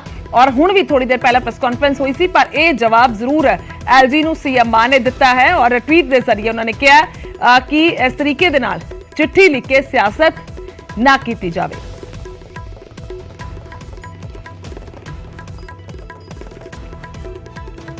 ਤਾਂ ਇਹ ਕਮਸਾਨ ਕਹਿ ਸਕਦੇ ਆ ਇੱਕ ਤਰੀਕੇ ਦੇ ਨਾਲ, ਕਿਉਂਕਿ ਐਲਜੀ ਦੇ ਵੱਲੋਂ ਜੋ ਚਿੱਠੀ ਲਿਖੀ ਗਈ ਹੈ ਸੀਐਮ ਮਾਨ ਨੂੰ, ਪੰਜਾਬ ਦੇ ਮੁੱਖ ਮੰਤਰੀ ਨੂੰ ਲਿਖੀ ਗਈ ਹੈ ਚਿੱਠੀ ਔਰ ਕਿਹਾ ਗਿਆ ਪੋਲਿਊਸ਼ਨ ਕਿਸੇ ਤਰੀਕੇ ਦੇ ਨਾਲ ਘੱਟ ਹੋਵੇ ਔਰ ਜੋ ਗੰਭੀਰ ਵਿਸ਼ਾ ਹੈ ਇਸ ਤੇ ਤੁਸੀਂ ਜਵਾਬ ਨਹੀਂ ਦਿੱਤਾ, ਇਸ ਤੇ ਤੁਸੀਂ ਜਦੋਂ ਮੈਂ ਫੋਨ ਕੀਤਾ ਤਾਂ ਜਵਾਬ ਨਹੀਂ ਦਿੱਤਾ ਗਿਆ। ਤਾਂ ਉਧਰ ਕੇਜਰੀਵਾਲ ਦੀ ਸੋਲਨ ਫੇਰੀ ਤੇ ਕਮਸਾਨ ਸਿਆਸੀ ਛਿੜਦਾ ਹੋਇਆ ਨਜ਼ਰ ਆ ਰਿਹਾ। ਅਕਾਲੀ ਦਲ ਦਾ ਕੇਜਰੀਵਾਲ ਤੇ ਗੰਭੀਰ ਇਲਜ਼ਾਮ ਹੈ, ਕੇਜਰੀਵਾਲ ਨੇ ਪੰਜਾਬੀਆਂ ਦੀ ਸ਼ਾਨ ਨੂੰ ਖੋਇਆ ਹੈ, ਇਹ ਮਜੀਠੀਆ ਹੋਰਾਂ ਨੇ ਕਿਹਾ ਹੈ। ਮਜੀਠੀਆ ਦਾ ਗੰਭੀਰ ਇਲਜ਼ਾਮ ਹੈ, ਅਕਾਲੀ ਦਲ ਦਾ ਕੇਜਰੀਵਾਲ ਤੇ ਗੰਭੀਰ ਇਲਜ਼ਾਮ ਲੱਗਾ ਹੈ। ਕੇਜਰੀਵਾਲ ਨੇ ਪੰਜਾਬੀਆਂ ਦੀ ਸ਼ਾਨ ਨੂੰ ਖੋਇਆ ਹੈ, ਵਿਕਰਮ ਮਜੀਠੀਆ ਦਾ ਕਹਿਣਾ ਹੈ। ਤਾਂ ਹਿਮਾਚਲ ਦੇ ਵਿੱਚ ਪੰਜਾਬੀ ਨੌਜਵਾਨਾਂ ਦਾ ਉਹਨਾਂ ਨੇ ਜ਼ਿਕਰ ਕੀਤਾ ਹੈ ਕਿ ਪੰਜਾਬੀ ਨੌਜਵਾਨਾਂ ਦੀਆਂ ਦਸਤਾਰਾਂ ਉਛਲੀਆਂ ਨੇ, ਪੰਜਾਬ ਦੀ ਆਮ ਆਦਮੀ ਪਾਰਟੀ ਲੀਡਰਸ਼ਿਪ ਚੁੱਪ ਕੇ ਆਉਣਾ। ਸਵਾਲ ਕੀਤਾ ਹੈ ਪੰਜਾਬ ਦੇ ਨੌਜਵਾਨਾਂ ਨੂੰ ਨੌਕਰੀਆਂ ਦੇ ਨਾਲ ਵਾਅਦੇ ਨਾਲ ਧੋਖਾ ਦਿੱਤਾ ਹੈ। ਦਰਅਸਲ ਦੱਸਦੀ ਹੈ ਕਿ ਸੋਲਨ ਫੇਰੀ ਦੇ ਦੌਰਾਨ ਪੰਜਾਬ ਦੇ ਈਟੀਟੀ ਅਧਿਆਪਕਾਂ ਨੇ ਆਪਣੀਆਂ ਮੰਗਾਂ ਨੂੰ ਲੈ ਕੇ ਜ਼ੋਰਦਾਰ ਪ੍ਰਦਰਸ਼ਨ ਕੀਤਾ। ਇਸੇ ਦੌਰਾਨ ਕੇਜਰੀਵਾਲ ਨੇ ਪ੍ਰਦਰਸ਼ਨਕਾਰੀਆਂ ਨੂੰ ਵਿਰੋਧੀਆਂ ਦੇ ਵੱਲੋਂ ਭੇਜੇ ਭਾੜੇ ਦੇ ਬੰਦੇ ਦੱਸਿਆ ਸੀ ਅਕਾਲੀ ਆਗੂ ਵਿਕਰਮ ਮਜੀਠੀਆ ਨੇ ਬਕਾਇਦਾ ਇਸ ਦੀ ਵੀਡੀਓ ਵੀ ਟਵੀਟ ਕੀਤੀ ਹੈ। ਤਾਂ ਇਹ ਜੋ ਵੀਡੀਓ ਹੈ ਤੁਹਾਨੂੰ ਦਿਖਾ ਰਹੇ ਹਾਂ ਔਰ ਇਹ ਵੀਡੀਓ ਟਵੀਟ ਕੀਤੀ ਗਈ। ਦੱਸਦੇ ਕਿ ਮਜੀਠੀਆ ਦਾ ਗੰਭੀਰ ਇਲਜ਼ਾਮ ਇਸ ਸਾਹਮਣੇ उनके भाड़े के टट्टू और उनके भाड़े के गुंडे हैं। ये जो आए हैं ये पंजाब के टीचर नहीं है, उनके भाड़े के टट्टू और उनके भाड़े के गुंडे हैं। ये जो ਤਾਂ ਇਹ ਇਲਜ਼ਾਮ ਲਗਾਇਆ ਗਿਆ, ਗੰਭੀਰ ਇਲਜ਼ਾਮ ਵਿਕਰਮ ਮਜੀਠੀਆ ਲਗਾ ਰਹੇ ਨੇ। ਨੀਲ ਗਰਗ ਸਾਡੇ ਨਾਲ ਫੋਨ ਲਾਈਨ ਤੇ ਜੁੜ ਚੁੱਕੇ ਨੇ, ਸਪੋਕਸਪਰਸਨ ਨੇ ਆਮ ਆਦਮੀ ਪਾਰਟੀ ਦੇ। ਗਰਗ ਸਾਹਿਬ ਸਵਾਗਤ ਹੈ ਤੁਹਾਡਾ ਨਿਊਜ਼ 18 ਪੰਜਾਬ ਤੇ। ਕੀ ਕਹਿਣਾ ਚਾਹੋਗੇ? ਵਿਕਰਮ ਮਜੀਠੀਆ ਨੇ ਬਕਾਇਦਾ ਵੀਡੀਓ ਵੀ ਟਵੀਟ ਕੀਤਾ ਹੈ ਔਰ ਇਲਜ਼ਾਮ ਵੀ ਵੱਡਾ ਲਗਾਇਆ। ਉਹਨਾਂ ਦਾ ਕਹਿਣਾ ਹੈ ਕਿ ਪੰਜਾਬੀਆਂ ਦੀ ਸ਼ਾਨ ਨੂੰ ਉੱਥੇ ਖੋਇਆ ਗਿਆ। ਦੇਖੋ, ਪੰਜਾਬੀਆਂ ਦੀ ਸ਼ਾਨ ਨੂੰ ਜੇ ਖੋਇਆ, ਜੇ ਵੱਟਾ ਲਾਇਆ ਹੈ ਤਾਂ ਮੈਨੂੰ ਲੱਗਦਾ ਅਕਾਲੀ ਦਲ ਤੋਂ ਵੱਧ ਕਿਸੇ ਨੇ ਨਹੀਂ ਲਾਇਆ। ਸੋ ਉਹਨਾਂ ਨੂੰ ਇਸ ਮੁੱਦੇ ਤੇ ਉੱਤੇ ਬੋਲਣ ਦਾ ਤੇ ਅਧਿਕਾਰ ਹੀ ਹੈ ਨਹੀਂ ਹੈ। ਜਿੱਥੋਂ ਤੱਕ ਜਿਸ ਵੀਡੀਓ ਦੀ ਤੁਸੀਂ ਗੱਲ ਕਰ ਰਹੇ ਹੋ, ਹਿਮਾਚਲ ਪ੍ਰਦੇਸ਼ ਦੇ ਵਿੱਚ ਸ਼੍ਰੀ ਅਰਵਿੰਦ ਕੇਜਰੀਵਾਲ ਸਾਹਿਬ ਦੀ ਜਾਨੀ ਕਿ ਚੁਣਾਵੀ ਜਨਸਭਾ ਸੀ, ਉੱਥੇ ਜਿਸ ਤਰੀਕੇ ਨਾਲ ਖਲਲ ਪਾਇਆ ਗਿਆ, ਠੀਕ ਹੈ, ਤੇ ਨੈਚੁਰਲੀ ਉਸ ਦੀ ਜਿੰਨੀ ਨਿੰਦਾ ਕੀਤੀ ਜਾਵੇ ਉਹ ਘਟਿਆ। ਨਹੀਂ, ਤੁਹਾਨੂੰ ਲੱਗਦਾ ਗਰਗ ਸਾਹਿਬ ਕਿ ਉਹ ਪਾੜੇ ਦੇ ਬੰਦੇ ਸੀਗੇ? ਕਿਉਂਕਿ ਇਸ ਵੀਡੀਓ 'ਚ ਅਸੀਂ ਸਾਫ਼-ਸਾਫ਼ ਸੁਣ ਸਕਦੇ ਹਾਂ ਕੇਜਰੀਵਾਲ ਸਾਹਿਬ ਕਹਿ ਰਹੇ ਨੇ, ਜਿਸ ਦਾ ਉਹਨਾਂ ਨੇ ਬਕਾਇਦਾ ਟਵੀਟ ਦੇ ਵਿੱਚ ਜ਼ਿਕਰ ਵੀ ਕੀਤਾ, ਯਾਨੀ ਕਿ ਸਬੂਤਾਂ ਦੇ ਤੌਰ ਤੇ ਉਹ ਇਲਜ਼ਾਮ ਲਗਾ ਰਹੇ ਨੇ। ਦੇਖੋ, ਪੰਜਾਬ ਦੇ ਵਿੱਚ ਜਿਸ ਤਰੀਕੇ ਨਾਲ ਮੈਨੂੰ ਲੱਗਦਾ ਪਹਿਲੀ ਸਰਕਾਰ ਆਮ ਆਦਮੀ ਪਾਰਟੀ ਦੀ ਸਰਦਾਰ ਭਗਵੰਤ ਸਿੰਘ ਮਾਨ ਦੀ ਅਗਵਾਈ ਦੇ ਵਿੱਚ ਆਈ ਹੈ ਔਰ ਲਗਾਤਾਰ ਨਾ ਕੇਵਲ ਨਵੀਆਂ ਨੌਕਰੀਆਂ ਕੱਢ ਰਹੀ ਹੈ, ਨੌਜਵਾਨਾਂ ਨੂੰ ਨੌਕਰੀਆਂ ਦੇ ਰਹੀ ਹੈ, ਬਲਕਿ ਜਿਹੜੇ ਪੁਰਾਣੇ ਕੱਚੇ ਮੁਲਾਜ਼ਮ ਸੀ ਉਹਨਾਂ ਨੂੰ ਵੀ ਪੱਕਿਆਂ ਕਰਨ ਦੀ ਗੱਲ ਕੀਤੀ ਜਾ ਰਹੀ ਹੈ। ਮੈਂ ਮੁੱਦੇ ਦੀ ਗੱਲ ਆ ਰਿਹਾ, ਮੈਡਮ, ਮੁੱਦੇ ਦੀ ਆ ਰਿਹਾ ਮੈਂ, ਠੀਕ ਹੈ ਨਾ। ਇਹ ਜਿਹੜੇ ਤੁਸੀਂ ਈਟੀਟੀ ਟੀਚਰਾਂ ਦੇ ਨਾਂ ਦੇ ਉੱਤੇ ਉੱਥੇ ਜਿਹੜਾ ਇਹ ਡਰਾਮਾ ਕੀਤਾ ਗਿਆ, ਮੈਂ ਉਸੇ ਗਰਗ ਸਾਹਿਬ ਤੁਹਾਡੀ ਆਵਾਜ਼ ਨਹੀਂ ਆ ਪਾ ਰਹੀ। ਜੀ ਨੈਟਵਰਕ ਦੇ ਵਿੱਚ ਆਇਆ ਜਾਏ, ਥੋੜਾ ਜਿਹਾ ਬੇਨਤੀ ਹੈ। ਹਾਂਜੀ, ਮੈਂ ਤੁਹਾਨੂੰ ਇਹੀ ਕਹਿ ਰਿਹਾ ਕਿ ਟੀਚਰਾਂ ਦੇ ਮਾਮਲੇ ਦੇ ਵਿੱਚ ਜਿੰਨੀ ਸੰਜੀਦਗੀ ਦੇ ਨਾਲ ਆਮ ਆਦਮੀ ਪਾਰਟੀ ਦੀ ਸਰਕਾਰ ਪੰਜਾਬ ਦੀ ਕਰ ਰਹੀ ਹੈਗੀ ਹੈ ਔਰ ਸ਼ਾਇਦ ਅੱਜ ਤੱਕ ਇਹਨਾਂ ਸਰਕਾਰਾਂ ਨੇ ਕੀਤਾ ਹੀ ਨਹੀਂ। ਜੇ ਇਹ ਟੀਚਰਾਂ ਦੀ ਕੋਈ ਪ੍ਰੋਬਲਮ ਹੈਗੀ ਹੈ ਤਾਂ ਇਹ ਪ੍ਰੋਬਲਮ ਵੀ ਪਿਛਲੀਆਂ ਸਰਕਾਰਾਂ ਦੁਆਰਾ ਕ੍ਰੀਏਟਡ ਪ੍ਰੋਬਲਮ ਹੈਗੀ ਹੈ, ਜਿਹਨੂੰ ਕਿ ਅਸੀਂ ਹੱਲ ਕਰ ਰਹੇ ਹਾਂ, ਲਗਾਤਾਰ ਹੱਲ ਕਰ ਰਹੇ ਹਾਂ। ਠੀਕ ਹੈ, ਤੁਹਾਡਾ ਜਵਾਬ ਤਾਂ ਆਇਆ ਹੈ ਗਰਗ ਸਾਹਿਬ। ਦੇਖੋ, ਉੱਥੇ ਜਿਹੜੇ ਤੁਹਾਨੂੰ ਲੱਗਦਾ ਜਿਹੜੇ ਟੀਚਰ ਪਹੁੰਚੇ ਸੀਗੇ ਪ੍ਰੋਟੈਸਟ ਕਰਨ, ਉਹ ਭਾੜੇ ਦੇ ਸੀਗੇ ਜਾਂ ਕਹਿ ਲਈਏ ਕਿਰਾਏ ਦੇ ਸੀਗੇ, ਜੋ ਵੀ ਉਹਨਾਂ ਨੂੰ ਕਿਹਾ ਜਾਵੇ, ਜੋ ਕਿਹਾ ਵੀ ਜਾ ਰਿਹਾ ਕੇਜਰੀਵਾਲ ਹੋਰਾਂ ਦੇ ਵੱਲੋਂ, ਤੁਹਾਨੂੰ ਲੱਗਦਾ ਹੈ ਕਿ ਉਹ ਅਸਲ ਦੇ ਵਿੱਚ ਅਧਿਆਪਕ ਨਹੀਂ ਸੀਗੇ ਜਿਨ੍ਹਾਂ ਦੀਆਂ ਮੰਗਾਂ ਨੇ? ਮੈਂ ਤੁਹਾਨੂੰ ਉਹੀ ਕਹਿ ਰਿਹਾ ਜੀ, ਪੰਜਾਬ ਦਾ ਅਧਿਆਪਕ ਤੇ ਖੁਸ਼ ਹੈ, ਉਸ ਨੂੰ ਤੇ ਕੋਈ ਪ੍ਰੋਬਲਮ ਹੀ ਨਹੀਂ ਹੈ। ਉਸ ਨੂੰ ਕੀ ਗੱਲ ਕਰ ਰਹੇ, ਰੋਜ਼ਾਨਾ ਪ੍ਰਦਰਸ਼ਨ ਹੋ ਰਹੇ ਨੇ, ਤੁਸੀਂ ਵੀ ਦੇਖ ਰਹੇ ਹੋ। ਦੇਖੋ, ਇਸ ਤਰ੍ਹਾਂ ਦੇ ਨਾਲ ਨਹੀਂ, ਮਤਲਬ ਜੋ ਪ੍ਰੋਟੈਸਟ ਉੱਥੇ ਕੀਤਾ ਗਿਆ ਤਾਂ ਉਹ ਲੋਕ ਤੁਹਾਨੂੰ ਨਹੀਂ ਲੱਗਦਾ ਮਤਲਬ ਇਸਦਾ ਹੈ ਕਿ ਜਾਇਜ਼ ਗਏ ਸੀਗੇ ਪ੍ਰਦਰਸ਼ਨ ਕਰਨ? ਉਹ ਵਾਕਈ ਤੁਹਾਨੂੰ ਲੱਗਦਾ ਕਿ ਫਿਰ ਉਹ ਕਿਰਾਏ ਤੇ ਸੀਗੇ?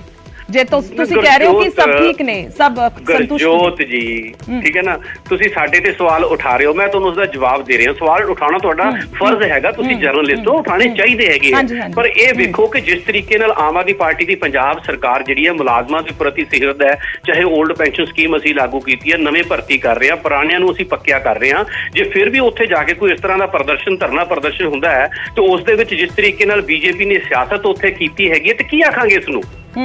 ਮਤਲਬ ਤੁਸੀਂ ਉਹ ਕਹਿ ਰਹੇ ਹੋ ਨਾ, ਤੁਸੀਂ ਇਹਦੇ ਨਾਲ ਸਹਿਮਤ ਹੋ ਕਿ ਉਹ ਜੈਨੂਅਨ ਨਹੀਂ ਸੀਗੇ? ਮਤਲਬ ਸਿੱਧੀ ਗੱਲ ਹੈ ਕਿ ਤੁਹਾਨੂੰ ਲੱਗਦਾ ਹੈ ਕਿ ਉਹ ਨਹੀਂ ਸੀਗੇ ਸਹੀ ਔਰ ਸਿਆਸਤ ਤੋਂ ਪ੍ਰੇਰਿਤ ਸਾਰਾ ਕੁਝ ਜਿਹੜੀ ਕਿ ਹੋਰ ਹੈਗਾ ਸੀ, ਹੋਰ ਉਸ ਤੋਂ ਇਲਾਵਾ ਕੁਝ ਵੀ ਨਹੀਂ ਹੈ। ਅੱਛਾ, ਅਖੀਰਲਾ ਸਵਾਲ ਹੈ, ਜੋ ਮਜੀਠੀਆ ਹੋਰਾਂ ਨੇ ਕਿਹਾ ਹੈ ਕਿ ਉੱਥੇ ਬਦਨਾਮੀ ਹੋਈ ਹੈ ਪੰਜਾਬੀਆਂ ਦੀ, ਉਸ ਨੂੰ ਲੈ ਕੇ ਕੀ ਕਹੋਗੇ ਫਿਰ? ਇਹ ਪੰਜਾਬੀਆਂ ਦੀ ਬਦਨਾਮੀ ਇਹਦੇ ਵਿੱਚ ਕਿਉਂ ਹੋਈ ਹੈ? ਪੰਜਾਬੀਆਂ ਦੀ ਬਦਨਾਮੀ ਕਿਸ ਚੀਜ਼ ਦੇ ਵਿੱਚ ਹੋਈ ਹੈਗੀ ਹੈ? ਪੰਜਾਬੀਆਂ ਦੀ ਬਦਨਾਮੀ ਤੇ ਤਾਂ ਹੋਈ ਹੁੰਦੀ ਕਿ ਪੰਜਾਬੀਆਂ ਦੀ ਸ਼ਾਨ ਦੇ ਖਿਲਾਫ ਕੁਝ ਬੋਲਿਆ ਹੁੰਦਾ ਜਾਂ ਪੰਜਾਬ ਦੇ ਖਿਲਾਫ ਬੋਲਿਆ ਹੁੰਦਾ। ਮਜੀਠੀਆ ਸਾਹਿਬ ਉਸ ਪਾਰਟੀ ਨੂੰ ਬਿਲੋਂਗ ਕਰਦੇ ਨੇ ਜਿਸ ਨੇ ਪੰਜਾਬ ਨੂੰ, ਪੰਜਾਬ ਦੀ ਜਵਾਨੀ ਨੂੰ ਔਰ ਪੰਜਾਬ ਦੀ ਸਰਦਾਰੀ ਨੂੰ ਰੋਲ ਕੇ ਰੱਖਤਾ, ਪੈਰਾਂ 'ਚ ਰੋਲ ਕੇ ਰੱਖ ਦਿੱਤਾ ਹੈਗਾ, ਤੇ ਉਹ ਇਸ ਵਾਰ ਸਾਡੇ ਤੇ ਸਵਾਲ ਉਠਾ ਰਹੇ ਨੇ। ਸੋ ਮੇਰਾ ਕਹਿਣ ਦਾ ਮਤਲਬ ਹੈਗਾ ਵੀ ਬਿਨਾਂ ਮਤਲਬ ਦੇ ਸਵਾਲ ਉਠਾਣੇ ਉਹ ਅਕਾਲੀ ਦਲ ਨੂੰ ਸ਼ੋਭਾ ਨਹੀਂ ਦੇਣਾ। ਅਕਾਲੀ ਦਲ ਨੂੰ ਚਾਹੀਦਾ ਕਿ ਆਪਣੀ ਸਿਆਸਤ ਦੇ ਉੱਤੇ ਧਿਆਨ ਦੇਵੇ। ਉਹਨਾਂ ਦਾ ਪੰਜਾਬ ਦੇ ਵਿੱਚ ਇਹੀ ਜਿਹੀ ਦੁਰਦਸ਼ਾ ਕਿਉਂ ਹੋ ਗਈ, ਇਹ ਹਾਲਾਤ ਕਿਉਂ ਹੋ ਗਏ, ਉਹਨੂੰ ਉਸ ਦੇ ਉੱਤੇ ਜਾਣੀ ਕਿ ਤਵੱਜੋ ਦੇਣੀ ਚਾਹੀਦੀ, ਨਾ ਕਿ ਸਾਡੇ ਵੱਲ ਧਿਆਨ ਦੇਣਾ ਚਾਹੀਦਾ। ਅਸੀਂ ਤੇ ਪੰਜਾਬ ਦੀ ਸ਼ਾਨ ਦੇ ਲਈ ਹੀ ਕੰਮ ਕਰ ਰਹੇ ਹਾਂ, ਪੰਜਾਬੀਆਂ ਲਈ ਕੰਮ ਕਰ ਰਹੇ ਹਾਂ, ਔਰ ਭਗਵੰਤ ਸਿੰਘ ਮਾਨ ਦੀ ਜਿਹੜੀ ਸਰਕਾਰ ਹੈ ਵਧੀਆ ਕੰਮ ਕਰ ਰਹੀ ਹੈ। ਨਹੀਂ, ਠੀਕ ਹੈ, ਤੁਸੀਂ ਆਪਣਾ ਤਰਕ ਦੇ ਰਹੇ ਹੋ, ਇੰਨਾ ਵੀ ਜ਼ਰੂਰ ਹੈ ਗਰਗ ਸਾਹਿਬ, ਠੀਕ ਹੈ, ਸਮਾਂ ਵੀ ਘੱਟ ਹੋਇਆ ਔਰ ਲਗਾਤਾਰ ਤਰਕ ਹੈ ਸਰਕਾਰ ਦਾ, ਕਿਸੇ ਕੰਮ ਕਰ ਰਹੇ ਆ, ਪਰ ਬੀਜੇਪੀ ਵੀ ਸਵਾਲ ਚੁੱਕ ਰਹੀ ਹੈ। ਬੀਜੇਪੀ ਦੇ ਵੱਲੋਂ ਵੀ ਸਵਾਲ ਜਿਹੜੇ ਨੇ ਸਿੱਧੇ ਚੁੱਕੇ ਜਾ ਰਹੇ ਨੇ, ਉਸ ਨੂੰ ਲੈ ਕੇ ਕੀ ਕਹੋਗੇ? ਯਾਨੀ ਕਿ ਵਿਰੋਧੀ ਤੁਹਾਨੂੰ ਪਹਿਲਾਂ ਹੀ ਕਿਹਾ ਮੈਡਮ, ਜਿਹੜਾ ਘੇਰਾ ਪਾ ਰਹੇ ਨੇ ਗਰਗ ਸਾਹਿਬ, ਜਿਹੜਾ ਉਹ ਉੱਥੇ ਐਪੀਸੋਡ ਹੋਇਆ ਉਹ ਬੀਜੇਪੀ ਨੇ ਜਾਨੀ ਕਿ ਉਸ ਤਰੀਕੇ ਨੂੰ ਉਸਨੂੰ ਮੈਨੇਜ ਕੀਤਾ ਉਸ ਸ਼ੋਅ ਨੂੰ, ਠੀਕ ਹੈ ਨਾ। ਮੈਂ ਤੁਹਾਨੂੰ ਪਹਿਲਾਂ ਕਹਿ ਰਿਹਾ, ਇਸੇ ਕਰਕੇ ਕਹਿ ਰਿਹਾ ਵਾਂ ਕਿ ਇਹੀ ਬੀਜੇਪੀ, ਠੀਕ ਹੈ ਨਾ, ਇਹਨਾਂ ਨੇ ਇੰਪਲਾਈ ਲਈ ਕੀ ਕੀਤਾ, ਜੇ ਇਹਨਾਂ ਨੇ ਹਿਮਾਚਲ 'ਚ ਕੀ ਕੀਤਾ, ਇਹਨਾਂ ਨੇ ਬਾਕੀ ਥਾਵਾਂ ਤੇ ਕੀ ਕੀਤਾ, ਇਹਨਾਂ ਨੇ ਆਮ ਲੋਕਾਂ ਲਈ ਕੀ ਕੀਤਾ। ਸੋ ਇਹ ਸਿਆਸਤ ਹੈਗੀ, ਸਿਆਸਤ ਤੋਂ ਇਲਾਵਾ ਕੁਝ ਨਹੀਂ। ਜਿੱਥੋਂ ਤੱਕ ਪੰਜਾਬ ਦੇ ਲੋਕਾਂ ਦੇ ਮੁੱਦਿਆਂ ਦਾ ਸੰਬੰਧ ਹੈ, ਪੰਜਾਬ ਦੀ ਭਲਾਈ ਦਾ ਸੰਬੰਧ ਹੈ। ਹਾਂ, ਬੇਨਤੀ ਹੈ ਬਣੇ ਰਹੋ ਸਾਡੇ ਨਾਲ, ਫੋਨ ਲਾਈਨ ਤੇ ਬਣੇ ਰਹੋ ਸਾਡੇ ਨਾਲ। ਅਗਲੀ ਖਬਰ ਦਾ ਜ਼ਰੂਰ ਰੁਖ ਕਰ ਲੈਂਦੇ ਆ। ਬੀਜੇਪੀ ਨੇ ਦੱਸਦੀ ਕਿ ਸੋਲਨ ਫੇਰੀ ਦੇ ਦੌਰਾਨ ਕੇਜਰੀਵਾਲ ਦੀ ਸਿਕਿਉਰਿਟੀ ਨੂੰ ਲੈ ਕੇ ਇੱਥੇ ਸਵਾਲ ਖੜੇ ਕੀਤੇ ਨੇ ਸਿਕਿਉਰਿਟੀ ਨੂੰ ਲੈ ਕੇ। ਬੀਜੇਪੀ ਨੇ ਇਲਜ਼ਾਮ ਲਗਾਇਆ ਕਿ ਕੇਜਰੀਵਾਲ ਦੀ ਸੁਰੱਖਿਆ 'ਚ ਸੀਐਮ ਸਿਕਿਉਰਿਟੀ ਤੈਨਾਤ ਸੀ।